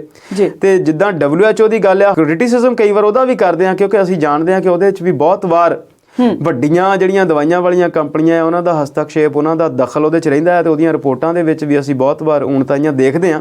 ਪਰ ਫਿਰ ਵੀ ਜੋ ਪਿਛਲੇ 2 ਸਾਲ ਦੇ ਅਨੁਭਵ ਨੇ ਉਹਦੇ ਅਧੀਨ ਜੇ ਅਸੀਂ ਉਹਨਾਂ ਸਾਰੀਆਂ ਨੂੰ ਮੱਦੇਨਜ਼ਰ ਰੱਖਦੇ ਹੋਏ ਸੋਚੀਏ ਤੇ ਜੇ ਅਸੀਂ 2 ਸਾਲ ਬਹੁਤ ਧਿਆਨ ਰੱਖਿਆ ਆਪਣਾ, ਜੇ 2-4 ਮਹੀਨੇ ਹੋਰ ਰਹਿ ਲਈਏ ਤੇ ਚੰਗਾ ਆ, ਕਿਉਂਕਿ ਲੀਡਰਾਂ ਲਈ ਭਾਵੇਂ ਵੋਟਾਂ ਜ਼ਰੂਰੀ ਹੋ ਜਾਣਗੀਆਂ, ਪਰ ਸਾਡੇ ਲਈ, ਸਾਡੇ ਆਲੇ ਦੁਆਲੇ ਵਾਲੇ ਲੋਕਾਂ ਲਈ ਜਾਨ ਜਿਹੜੀ ਆ ਉਹ ਬਹੁਤ ਕੀਮਤੀ ਹੈ। ਜੀ ਸ਼ਰਮਾ ਜੀ, ਸਰਕਾਰ ਵੱਲੋਂ ਬੇਸ਼ੱਕ ਟੈਸਟ ਟਰੈਕ ਟ੍ਰੀਟ ਦੁਬਾਰਾ ਤੋਂ ਸ਼ੁਰੂ ਕਰ ਦਿੱਤਾ ਗਿਆ ਹੈ, ਪਰ ਇੱਕ ਗੱਲ ਕਿਤੇ ਨਾ ਕਿਤੇ ਇਹ ਵੀ ਸਾਹਮਣੇ ਆਉਂਦੀ ਹੈ ਕਿ ਕਦੀ WHO ਤੇ ਏਮਸ ਵੱਲੋਂ ਕਦੀ ਕਿਹਾ ਜਾਂਦਾ ਹੈ ਕਿ ਇਹ ਇੰਨਾ ਜ਼ਿਆਦਾ ਖਤਰਨਾਕ ਨਹੀਂ ਹੈ, ਇਹ ਵੇਰੀਐਂਟ ਕਦੀ ਕਿਹਾ ਜਾਂਦਾ ਹੈ ਕਿ ਇਹ ਬਹੁਤ ਜ਼ਿਆਦਾ ਖਤਰਨਾਕ ਹੈ, ਜਿਹਦੇ ਕਰਕੇ ਆਮ ਲੋਕਾਂ ਦੇ ਵਿੱਚ ਭੰਬਲ ਭੂਸੇ ਵਾਲੀ ਸਥਿਤੀ ਪੈਦਾ ਹੋ ਜਾਂਦੀ ਹੈ। ਸੋ ਚਾਹੀਦਾ ਇਹ ਹੈ ਕਿ ਬਿਆਨ ਹੈ ਜਿਹੜਾ ਉਹ ਇੱਕ ਸਾਹਮਣੇ ਆਵੇ ਤਾਂ ਕਿ ਲੋਕਾਂ ਨੂੰ ਸਹੀ ਸਥਿਤੀ ਦਾ ਪਤਾ ਲੱਗ ਸਕੇ। ਸੋ ਸ਼ਰਮਾ ਜੀ, ਚਰਚਾ ਨੂੰ ਇਸੇ ਤਰ੍ਹਾਂ ਜਾਰੀ ਰੱਖਾਂਗੇ ਪਰ ਇੱਕ ਬ੍ਰੇਕ ਤੋਂ ਬਾਅਦ।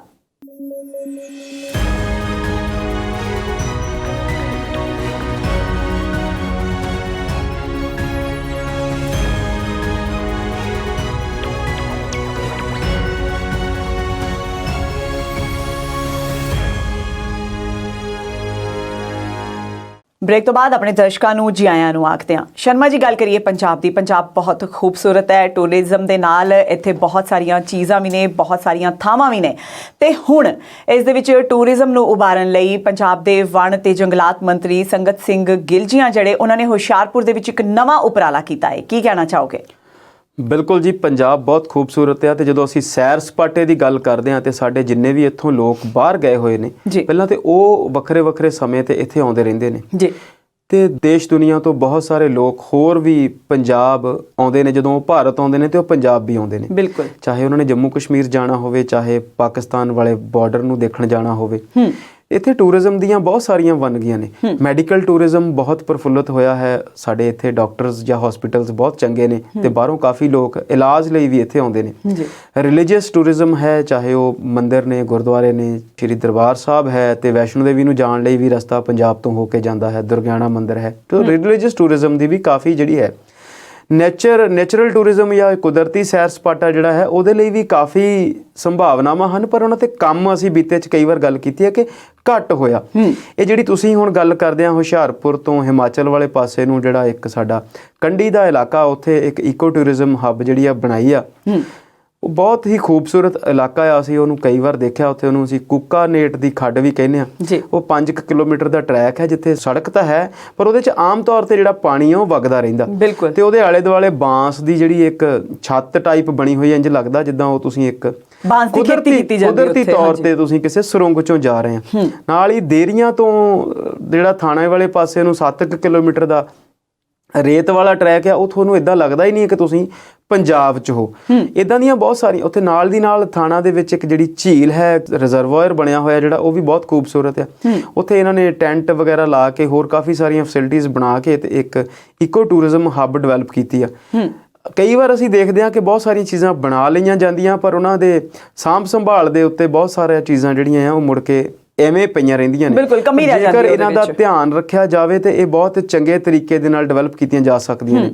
ਆ ਜਿਹੜਾ ਮੌਸਮ ਹੈ ਸਰਦੀਆਂ ਵਾਲਾ, ਜਾਂ ਹੁਣ ਬਿਲਕੁਲ ਬਸੰਤ ਆਉਣ ਵਾਲੀ ਹੈ, ਇਹਨਾਂ ਦਿਨਾਂ ਦੇ ਵਿੱਚ ਅਸੀਂ ਜਾਣਦੇ ਹਾਂ ਕਿ ਚਾਹੇ ਉਹ ਸਾਡੀ ਪੌਂਗ ਡੈਮ ਲੇਕ ਹੋਵੇ ਤੇ ਚਾਹੇ ਹਰੀਕੇ ਵੈਟਲੈਂਡ, ਇਹਨਾਂ ਤੇ ਲੱਖਾਂ ਦੀ ਗਿਣਤੀ ਦੇ ਵਿੱਚ ਵੱਖ-ਵੱਖ ਪ੍ਰਕਾਰ ਦੇ ਬਹੁਤ ਖੂਬਸੂਰਤ ਵਿਦੇਸ਼ੀ ਪੰਛੀ ਆਏ ਹੁੰਦੇ ਨੇ ਤੇ ਬਹੁਤ ਸਾਰੇ ਲੋਕ ਜਾਂਦੇ ਨੇ। ਸੋ ਪੰਜਾਬ ਦੇ ਵਿੱਚ ਟੂਰਿਜ਼ਮ ਨੂੰ ਲੈ ਕੇ ਅਥਾਹ ਸੰਭਾਵਨਾਵਾਂ ਨੇ, ਬਹੁਤ ਸਾਰੇ ਰੁਜ਼ਗਾਰ ਦੇ ਸਾਧਨ ਮਿਲਦੇ ਨੇ, ਤੇ ਸਾਡੀ ਜਿਹੜੀ ਸਟੇਟ ਆ ਉਹਦੀ ਇਕਨੋਮੀ ਵੀ ਉਹਦੇ ਨਾਲ ਡਿਵੈਲਪ ਹੁੰਦੀ ਆ, ਤੇ ਵੈਸੇ ਵੀ ਪ੍ਰਾਂਤ ਜਿਹੜਾ ਆ ਉਹ ਸੋਹਣਾ ਲੱਗਦਾ ਹੈ। ਤੇ ਜੇ ਬਾਹਰਲੇ ਲੋਕ ਆਉਂਦੇ ਨੇ ਤੇ ਉਹਦਾ ਇੱਕ ਚੰਗਾ ਜਿਹੜਾ ਆ ਕਲਚਰਲ ਡਿਵੈਲਪਮੈਂਟ ਵੀ ਹੁੰਦੀ ਆ। ਬਹੁਤ ਸਾਰੀਆਂ ਚੀਜ਼ਾਂ ਸਾਨੂੰ ਉਹਨਾਂ ਤੋਂ ਸਿੱਖਣ ਨੂੰ ਮਿਲਦੀਆਂ, ਬਹੁਤ ਸਾਰੀਆਂ ਚੀਜ਼ਾਂ ਉਹ ਸਾਡੇ ਤੋਂ ਸਿੱਖ ਕੇ ਜਾਂਦੇ ਨੇ। ਤੇ ਪੰਜਾਬੀ ਤੇ ਵੈਸੇ ਵੀ ਇਸ ਸੁਭਾਅ ਦੇ ਹਨ ਕਿ ਉਹ ਸਾਰੀ ਦੁਨੀਆ ਦੇ ਵਿੱਚ ਘੁੰਮਦੇ ਨੇ ਤੇ ਦੁਨੀਆ ਦੇ ਵਿੱਚ ਉਹ ਟਿਕਾਣੇ ਵੀ ਆਪਣੇ ਬਣਾਉਂਦੇ ਨੇ। ਅਸੀਂ ਜਾਣਦੇ ਹਾਂ ਕਿ ਉਹ ਕਹਿੰਦੇ ਨੇ ਕਿ ਬੰਦੇ ਨੂੰ ਪੰਜਾਬ ਚੋਂ ਕੱਢਿਆ ਜਾ ਸਕਦਾ, ਪਰ ਪੰਜਾਬ ਨੂੰ ਕਿਸੇ ਪੰਜਾਬੀ ਚੋਂ ਨਹੀਂ ਕੱਢਿਆ ਜਾ ਸਕਦਾ। ਉਹ ਜਿੱਥੇ ਵੀ ਜਾਵੇ ਉਹ ਪੰਜਾਬ ਨਾਲ ਲੈ ਕੇ ਜਾਂਦਾ ਜੀ। ਸੋ ਇਹ ਪੰਜਾਬ ਸਰਕਾਰ ਦਾ ਇੱਕ ਚੰਗਾ ਉਪਰਾਲਾ ਆ। ਦੇਖਦੇ ਆ ਇਹਨੂੰ ਕਿੰਨਾ ਕੁ ਫਲ ਲੱਗਦਾ ਤੇ ਕਿੰਨੀ ਕੁ ਦੇਰ ਤੱਕ ਇਹਨੂੰ ਉਹ ਸਾਂਭ ਸੰਭਾਲ ਕੇ ਚਲਾਉਂਦੇ ਨੇ। ਬਿਲਕੁਲ, ਫਿਰ ਉਹੀ ਗੱਲ ਹੈ, ਹੁਸ਼ਿਆਰਪੁਰ ਦੇ ਵਿੱਚ ਹੋਰ ਵੀ ਬਹੁਤ ਸਾਰੀਆਂ ਜਗ੍ਹਾਵਾਂ ਨੇ ਐਸੀਆਂ ਜਿਨ੍ਹਾਂ ਦੇ ਉੱਤੇ ਟੂਰਿਜ਼ਮ ਜਿਹੜਾ ਹੈ ਡਿਵੈਲਪ ਕੀਤਾ ਜਾ ਸਕਦਾ। ਜ਼ਰੂਰੀ ਨਹੀਂ ਹੈ ਕਿ ਬਹੁਤ ਵੱਡੀਆਂ ਹੋਣ, ਛੋਟੇ ਬਹੁਤ ਸਾਰੇ ਸਥਾਨ ਨੇ ਜਿਨ੍ਹਾਂ ਦੇ ਉੱਤੇ ਬਹੁਤ ਸਾਰੇ ਰਿਜ਼ੋਰਟਸ ਜਾਂ ਬਹੁਤ ਸਾਰੀਆਂ ਚੀਜ਼ਾਂ ਕੁਦਰਤੀ ਤੌਰ ਤੇ ਡਿਵੈਲਪ ਕੀਤੀਆਂ ਜਾ ਸਕਦੀਆਂ ਨੇ। ਉਹ ਬਹੁਤ ਹੀ ਖੂਬਸੂਰਤ ਹੈ ਜੀ। ਸ਼ਰਮਾ ਜੀ, ਹੁਣ ਗੱਲ ਕਰਦੇ ਹਾਂ ਅਸੀਂ ਕਜ਼ਾਕਿਸਤਾਨ ਦੀ, ਜਿਸ ਦੇ ਵਿੱਚ 1 ਜਨਵਰੀ ਨੂੰ ਗਾਹੇ ਬਗਾਹੇ ਹੀ ਅਸੀਂ ਕਹਿ ਸਕਦੇ ਹਾਂ ਕਿ ਮਹਿੰਗਾਈ ਨੂੰ ਲੈ ਕੇ ਜਿਹੜੀ ਹਿੰਸਾ ਉਹ ਭੜਕ ਗਈ। ਅਜੇ ਤਾਂ ਅਫਗਾਨਿਸਤਾਨ ਤੇ ਤਾਲਿਬਾਨ ਦਾ ਕਬਜ਼ਾ ਉਸ ਦੇ ਸਾਰੀਆਂ ਚੀਜ਼ਾਂ ਦੇ ਵਿੱਚੋਂ ਬਾਹਰ ਹੀ ਨਹੀਂ ਨਿਕਲੇ ਸੀ ਕਿ ਹੁਣ ਕਜ਼ਾਕਿਸਤਾਨ ਦੇ ਵਿੱਚ ਇਹੋ ਜਿਹਾ ਰੌਲਾ ਦੇਖਣ ਨੂੰ ਮਿਲ ਗਿਆ ਹੈ। ਸੋ ਕੀ ਕਹਿਣਾ ਚਾਹੋਗੇ? ਕਜ਼ਾਕ ਬਹੁਤ ਚੰਗੇ ਲੋਕ ਨੇ। 1991 ਦੇ ਵਿੱਚ USSR ਦਾ ਜਦੋਂ ਵਿਘਟਨ ਹੋਇਆ, ਕਿਹਾ ਜਾਂਦਾ ਕਿ ਅਮਰੀਕਾ ਨੇ ਉੱਥੇ ਬਹੁਤ ਦਖਲਅੰਦਾਜ਼ੀ ਕੀਤੀ ਤੇ ਰੂਸ ਬਹੁਤ ਸਾਰੇ ਭਾਗਾਂ ਵਿੱਚ ਟੁੱਟ ਗਿਆ ਜੀ। ਉਸ ਤੋਂ ਬਾਅਦ ਕਜ਼ਾਕਿਸਤਾਨ ਇੱਕ ਐਸਾ ਮੁਲਕ ਬਣਿਆ ਜਿਹੜੇ ਵਿੱਚ ਅਸੀਂ ਕਹਿ ਸਕਦੇ ਹਾਂ ਕਿ ਲੈਂਡਲੌਕਡ ਦੇਸ਼ ਆ। ਇਹਦੀ ਕੋਈ ਵੀ ਬਾਉਂਡਰੀ ਜਿਹੜੀ ਆ ਉਹ ਸਮੁੰਦਰ ਨਾਲ ਨਹੀਂ ਲੱਗਦੀ ਤੇ ਇਹੋ ਜਿਹੀ ਸਥਿਤੀ ਵਾਲਾ ਉਹ ਦੁਨੀਆ ਦਾ ਸਭ ਤੋਂ ਵੱਡਾ ਦੇਸ਼ ਵੀ ਆ ਤੇ ਏਰੀਆ ਵਾਈਜ਼ ਵੈਸੇ ਵੀ ਉਹ ਦੁਨੀਆ ਦਾ 9ਵਾਂ ਸਭ ਤੋਂ ਵੱਡਾ ਦੇਸ਼ ਆ। 1.8 ਜਾਣੀ ਕਿ 2 ਕਰੋੜ ਤੋਂ ਥੋੜੀ ਜਿਹੀ ਘੱਟ ਆਬਾਦੀ ਆ। ਇਕਨੋਮੀ ਵਾਈਜ਼ ਬਹੁਤ ਚੰਗਾ ਮੁਲਕ ਆ। ਪਰ ਅਚਾਨਕ ਉੱਥੇ ਜਿਹੜੀ ਆ ਨੂਰ ਸੁਲਤਾਨ ਉਹਨਾਂ ਦੀ ਰਾਜਧਾਨੀ ਆ ਤੇ ਅਲਮਾਟੀ ਜਿਹੜਾ ਵੱਡਾ ਸ਼ਹਿਰ ਆ, ਨਵੇਂ ਸਾਲ ਦੇ ਜਸ਼ਨ ਸੀ ਤੇ ਤੇਲ ਦੀਆਂ ਕੀਮਤਾਂ ਦੇ ਵਿੱਚ ਕਾਫੀ ਵਾਧਾ ਹੋਇਆ।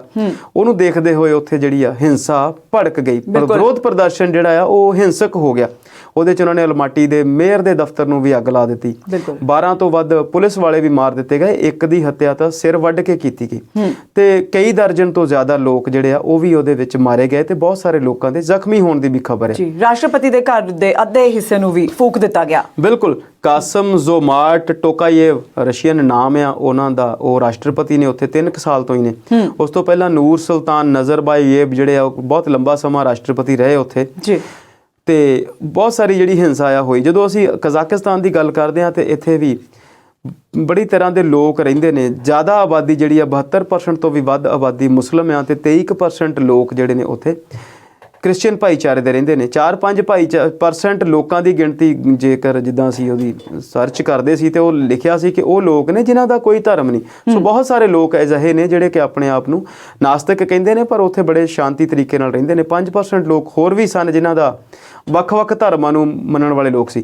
ਇਸ ਘਟਨਾ ਤੋਂ ਬਾਅਦ ਕਜ਼ਾਕਿਸਤਾਨ ਨੇ ਫਿਰ ਰਸ਼ੀਆ ਤੋਂ ਜਿਹੜੀ ਆ ਫੌਜ ਦੀ ਮਦਦ ਮੰਗੀ ਤੇ ਉਹਨਾਂ ਨੇ ਇੱਕ ਆਪਣੀ ਜਿਹੜੀ ਸਿਕਿਉਰਿਟੀ ਫੋਰਸਸ ਬਣਾਈਆਂ ਹੋਈਆਂ ਨੇ, ਉਹ ਉੱਥੇ ਪਹੁੰਚੀਆਂ। ਕੁਝ ਸਥਿਤੀ ਨੂੰ ਕਾਬੂ ਕਰਨ ਦੀ ਕੋਸ਼ਿਸ਼ ਹੋ ਰਹੀ ਹੈ ਪਰ ਹਾਲੇ ਵੀ ਜਿਹੜੇ ਹਾਲਾਤ ਨੇ ਉਹ ਬਹੁਤ ਠੀਕ ਹੋਏ ਨਹੀਂ। ਤੇ ਜਦੋਂ ਅਸੀਂ ਗੱਲ ਕੀਤੀ ਆ ਕਿ ਏਰੀਆ ਵਾਈਜ਼ ਉਹ 9ਵਾਂ ਸਭ ਤੋਂ ਵੱਡਾ ਦੇਸ਼ ਆ ਤੇ ਆਬਾਦੀ ਸਿਰਫ 2 ਕਰੋੜ ਆ, ਇਹ ਤੋਂ ਅਸੀਂ ਉਹਨੂੰ ਸਮਝ ਸਕਦੇ ਹਾਂ ਕਿ ਉੱਥੇ ਜਿਹੜੀ ਬਸੋਂ ਦੀ ਘਣਤਾ ਆ ਉਹ ਸ਼ਹਿਰੀ ਖੇਤਰ ਦੇ ਵਿੱਚ ਹੀ ਹੋਵੇਗੀ ਤੇ ਹੈ ਬਹੁਤ ਘੱਟ। ਜੇ ਕਿਲੋਮੀਟਰਸ ਵਾਈਜ਼ ਦੀ ਗੱਲ ਕਰੀਏ ਤੇ ਕੁਝ 10 ਤੋਂ ਵੀ ਘੱਟ ਲੋਕ ਪ੍ਰਤੀ ਕਿਲੋਮੀਟਰ ਏਰੀਆ 'ਚ ਰਹਿੰਦੇ ਨੇ, ਜਦਕਿ ਭਾਰਤ ਵਿੱਚ ਇਹ ਗਿਣਤੀ ਮੇਰਾ ਖਿਆਲ ਆ 200 ਤੋਂ ਵੀ ਵੱਧ ਹੈ ਸ਼ਾਇਦ।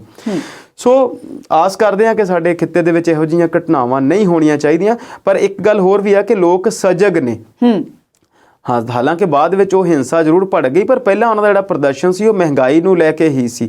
ਅਸੀਂ ਇੱਥੇ ਬਹੁਤ ਲੰਬੇ ਸਮੇਂ ਤੋਂ ਮਹਿੰਗਾਈ ਨੂੰ ਝੱਲਦੇ ਹਾਂ ਪਰ ਇਹੋ ਜਿਹੇ ਪ੍ਰਦਰਸ਼ਨ ਅਸੀਂ ਬਣਾ ਨਹੀਂ ਸਕੇ। ਹਿੰਸਾ ਹੋਈ ਉਹ ਇੱਕ ਵੱਖਰੀ ਗੱਲ ਹੈ, ਉਹ ਨਹੀਂ ਹੋਣੀ ਚਾਹੀਦੀ ਸੀ, ਪਰ ਫਿਰ ਵੀ ਲੋਕ ਆਪਣੀਆਂ ਸਮੱਸਿਆਵਾਂ ਨੂੰ ਲੈ ਕੇ ਸੜਕਾਂ ਤੱਕ ਪਹੁੰਚਦੇ ਜ਼ਰੂਰ ਨੇ। ਜੀ ਸ਼ਰਮਾ ਜੀ, ਲੋਕ ਜਾਗਰੂਕ ਹੋ ਚੁੱਕੇ ਨੇ ਤੇ ਉਹ ਆਪਣੀ ਗੱਲ ਸਿੱਧੇ ਤਰੀਕੇ ਸਿੱਧੇ ਲਫ਼ਜ਼ਾਂ ਦੇ ਵਿੱਚ ਸਰਕਾਰ ਨੂੰ ਹੁਣ ਕਹਿਣਾ ਚਾਹੁੰਦੇ ਨੇ, ਭਾਵੇਂ ਉਹ ਜਿਹੜਾ ਮਰਜ਼ੀ ਦੇਸ਼ ਹੋਵੇ। ਸੋ ਹੁਣ ਗੱਲ ਕਰੀਏ ਉਹਨਾਂ 6000 NGOs ਦੀ ਜਿਨ੍ਹਾਂ ਨੂੰ ਜਿਹੜੇ ਫੋਰਨ ਫੰਡਸ ਹੈ ਉਹ ਬੰਦ ਕਰ ਦਿੱਤੇ ਗਏ ਹੈ ਸੈਂਟਰ ਵੱਲੋਂ, ਕੀ ਕਹਿਣਾ ਚਾਹੋਗੇ?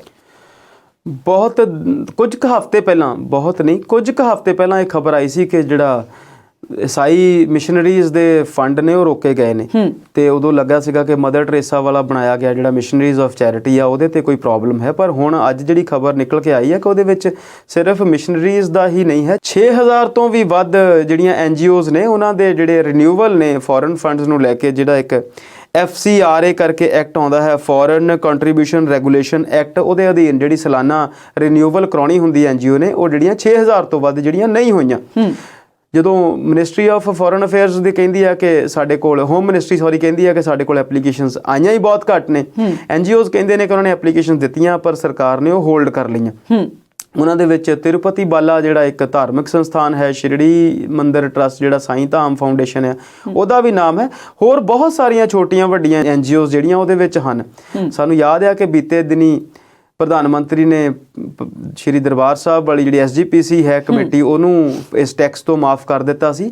ਅਸੀਂ ਜਾਣਦੇ ਹਾਂ ਕਿ NGOs ਬਹੁਤ ਸਾਰੀਆਂ ਨੇ ਜਿਨ੍ਹਾਂ ਨੂੰ ਬਾਹਰ ਤੋਂ ਫੰਡਿੰਗ ਹੁੰਦੀ ਆ ਤੇ ਇਹ ਜਿਹੜੀ ਚਾਹੇ ਇਹਦੇ ਵਿੱਚ NGOs ਦੀ ਚਾਹੇ ਕੋਈ ਪ੍ਰੋਬਲਮ ਹੈ, ਚਾਹੇ ਇਹਦੇ ਵਿੱਚ ਕੋਈ ਸਰਕਾਰੀ ਪੱਖ ਤੋਂ ਹੈ, ਇਹਨੂੰ ਇੰਨਾ ਡਿਲੇ ਇਹਦਾ ਜਿਹੜਾ ਨਹੀਂ ਹੋਣਾ ਚਾਹੀਦਾ। ਇਹਨਾਂ NGOs ਨੂੰ ਜਿੱਥੋਂ ਵੀ ਕਿਤੋਂ ਪੈਸੇ ਮਿਲਦੇ ਨੇ ਉਹ ਬਹੁਤ ਸਾਰੇ ਚੰਗੇ ਕੰਮਾਂ ਤੇ ਵੀ ਖਰਚ ਕਰਦੇ ਨੇ। ਉਹਨਾਂ ਦੀ ਕੋਈ ਸਕਰੂਟਨੀ ਹੈ ਜਾਂ ਉਹਨਾਂ ਦਾ ਕੋਈ ਆਡਿਟ ਹੈ, ਉਹਨੂੰ ਨਿਯਮਬੱਧ ਤਰੀਕੇ ਦੇ ਨਾਲ ਲਾਈਨ 'ਚ ਰੱਖਿਆ ਜਾਵੇ ਤੇ ਇਹ ਜਿਹੜੀਆਂ ਚੀਜ਼ਾਂ ਆ ਉਹ ਨਹੀਂ ਹੋਣੀਆਂ ਚਾਹੀਦੀਆਂ। ਹਰਪ੍ਰੀਤ ਜੀ, 2 ਅਜਿਹੀਆਂ ਖਬਰਾਂ ਹੋਰ ਨੇ ਜਿਹੜੀਆਂ ਮੈਨੂੰ ਲੱਗਦਾ ਸੀਗਾ ਕਿ ਸਾਨੂੰ ਦਰਸ਼ਕਾਂ ਨਾਲ ਸਾਂਝੀਆਂ ਕਰਨੀਆਂ ਚਾਹੀਦੀਆਂ ਨੇ। ਇੱਕ ਤੇ ਨੀਟ ਤੇ PG ਨੂੰ ਲੈ ਕੇ ਸੁਪਰੀਮ ਕੋਰਟ ਨੇ ਵੱਡਾ ਫੈਸਲਾ ਦਿੱਤਾ ਜੀ। ਨੀਟ PG ਜਿਹਦੀ ਗੱਲ ਕਰੀਏ ਤੇ ਦਰਸ਼ਕ ਜਾਣਦੇ ਨੇ, ਜਿਹੜੇ ਮੈਡੀਕਲ ਫੀਲਡ ਨਾਲ ਜੁੜੇ ਹੋਏ ਲੋਕ ਨੇ, ਜਦੋਂ ਉਹਨਾਂ ਨੇ ਪੋਸਟ ਗ੍ਰੈਜੂਏਸ਼ਨ ਲਈ ਜਾਣਾ ਹੁੰਦਾ ਹੈ, MD ਲਈ ਜਾਂ MS ਲਈ, ਤੇ ਉਹਨਾਂ ਦਾ ਜਿਹੜਾ ਐਂਟਰੈਂਸ ਐਗਜ਼ਾਮ ਆ ਕੋਵਿਡ ਦੇ ਚੱਲਦੇ ਉਹ ਕਾਫੀ ਲੇਟ ਹੋ ਗਿਆ ਸੀ ਤੇ ਫਿਰ ਬਹੁਤ ਸਾਰੇ ਡਾਕਟਰ ਇਹਦੇ ਲਈ ਪ੍ਰਦਰਸ਼ਨ ਤੇ ਵੀ ਸਨ ਕਿ ਸਾਡਾ ਜਿਹੜਾ ਟਾਈਮ ਆ ਉਹਦੇ 'ਚ ਨਿਕਲ ਰਿਹਾ। ਸੁਪਰੀਮ ਕੋਰਟ ਤੇ ਵੀ ਗੱਲ ਗਈ ਹੋਈ ਸੀ ਤੇ ਇਹਦੇ 'ਚ 1-2 ਨਾ ਰਿਜ਼ਰਵੇਸ਼ਨ ਦੀਆਂ ਮਦਾਂ ਨੇ ਜਿਹਨੂੰ ਲੈ ਕੇ ਡਾਕਟਰ ਬਹੁਤ ਪਰੇਸ਼ਾਨ ਸਨ। ਇੱਕ 27% OBC ਕੋਟੇ ਦੀ ਗੱਲ ਸੀ, ਇੱਕ EWS ਕੋਟਾ ਪਿਛਲੇ 2 ਸਾਲ ਪਹਿਲਾਂ ਇਸੇ ਸਰਕਾਰ ਨੇ 19 ਦੇ ਵਿੱਚ ਸ਼ੁਰੂ ਕੀਤਾ ਸੀ। EWS ਇਕਨੋਮਿਕਲੀ ਵੀਕਰ ਸੈਕਸ਼ਨ, ਜਿਹੜੇ ਆਰਥਿਕ ਤੌਰ ਤੇ ਕਮਜ਼ੋਰ ਲੋਕ ਨੇ, ਉਹਨਾਂ ਲਈ 10% ਕੋਟਾ ਇੱਕ ਵੱਖਰਾ ਬਣਾਇਆ ਸੀ ਜਿਹੜਾ ਕਿਸੇ ਵੀ ਜਾਤੀ ਜਾਂ ਧਰਮ ਤੋਂ ਹਟ ਕੇ ਸੀ। ਉਹਨੂੰ ਲੈ ਕੇ ਜਿਹੜੀ ਇੱਕ ਇਕਨੋਮਿਕ ਮੱਦ ਰੱਖੀ ਗਈ ਸੀ, ਉਹ 8 ਲੱਖ ਤੱਕ ਦੀ ਇਨਕਮ ਦੀ ਸੀ। ਉਹਦੇ ਬਾਰੇ ਵੀ ਕੋਰਟ ਦੇ ਵਿੱਚ ਸਾਰੀਆਂ ਪਟੀਸ਼ਨਸ ਜਿਹੜੀਆਂ ਸੀ ਪੈਂਡਿੰਗ ਸੀ, ਪਰ ਕੋਰਟ ਨੇ ਹੁਣ ਸਰਕਾਰ ਨੂੰ ਆਦੇਸ਼ ਦਿੱਤੇ ਨੇ ਕਿ ਤੁਸੀਂ ਇਹਦੀ ਜਿਹੜੀ ਕਾਉਂਸਲਿੰਗ ਆ ਉਹ ਸ਼ੁਰੂ ਕਰਵਾਓ। ਜਿਹੜੇ ਕੋਟੇ ਜਿਹੜੀਆਂ ਦਰਾਂ ਨੇ ਉਹਦੀਆਂ ਜਿਹੜੀਆਂ ਪਟੀਸ਼ਨਸ ਆ ਉਹ ਭਾਵੇਂ ਸੁਣਵਾਈ ਦੇ ਵਿੱਚ ਰਹਿਣ, ਪਰ ਡਾਕਟਰਾਂ ਦਾ ਜਿਹੜਾ ਸਮਾਂ ਆ ਉਹ ਨਾ ਖਰਾਬ ਕੀਤਾ ਜਾਵੇ।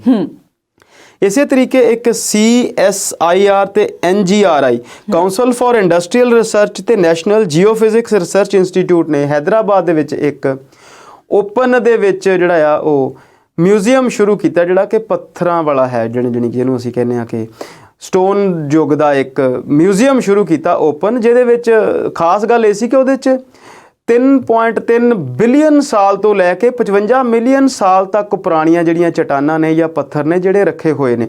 ਸੋ ਆਪਣੇ ਆਪ ਦੇ ਵਿੱਚ ਇੱਕ ਖਾਸ ਖਬਰ ਆ ਤੇ ਉਹ ਦੇਖਣ ਵਾਲੀ ਚੀਜ਼ ਹੋਵੇਗੀ। ਹੈਦਰਾਬਾਦ ਦੇ ਵਿੱਚ ਇੱਕ ਓਪਨ ਸਟੋਨ ਮਿਊਜ਼ੀਅਮ ਜੀ ਇਹੋ ਜਿਹੇ ਮਿਊਜ਼ੀਅਮ ਹੋਣ ਜਾਂ ਕੋਈ ਵੀ ਇਹੋ ਜਿਹੀ ਚੀਜ਼ ਹੋਵੇ ਜਿਹੜੀ ਕਿ ਬਹੁਤ ਪੁਰਾਣੀ ਹੁੰਦੀ ਹੈ, ਹਮੇਸ਼ਾ ਦਰਸ਼ਕਾਂ ਨੂੰ ਆਕਰਸ਼ਿਤ ਕਰਦੀ ਹੀ ਹੈ। ਸੋ ਬਹੁਤ ਜ਼ਰੂਰੀ ਹੈ ਇਹਨਾਂ ਸਭ ਚੀਜ਼ਾਂ ਨੂੰ ਪਹਿਲਾਂ ਸੰਭਾਲ ਕੇ ਰੱਖਿਆ ਜਾਵੇ। ਸੋ ਸ਼ਰਮਾ ਜੀ, ਮੁੱਦੇ ਹੋਰ ਵੀ ਬਹੁਤ ਨੇ ਪਰ ਕਿਉਂਕਿ ਸਾਡੇ ਕੋਲ ਸਮਾਂ ਨਹੀਂ ਹੈ, ਸੋ ਇਸ ਦੇ ਲਈ ਮੈਨੂੰ ਤੇ ਸ਼ਰਮਾ ਜੀ ਨੂੰ ਦਿਓ ਇਜਾਜ਼ਤ ਤੇ ਤੁਸੀਂ ਦੇਖਦੇ ਰਹੋ ਪੰਜਾਬੀ ਨੈਸ਼ਨਲ TV।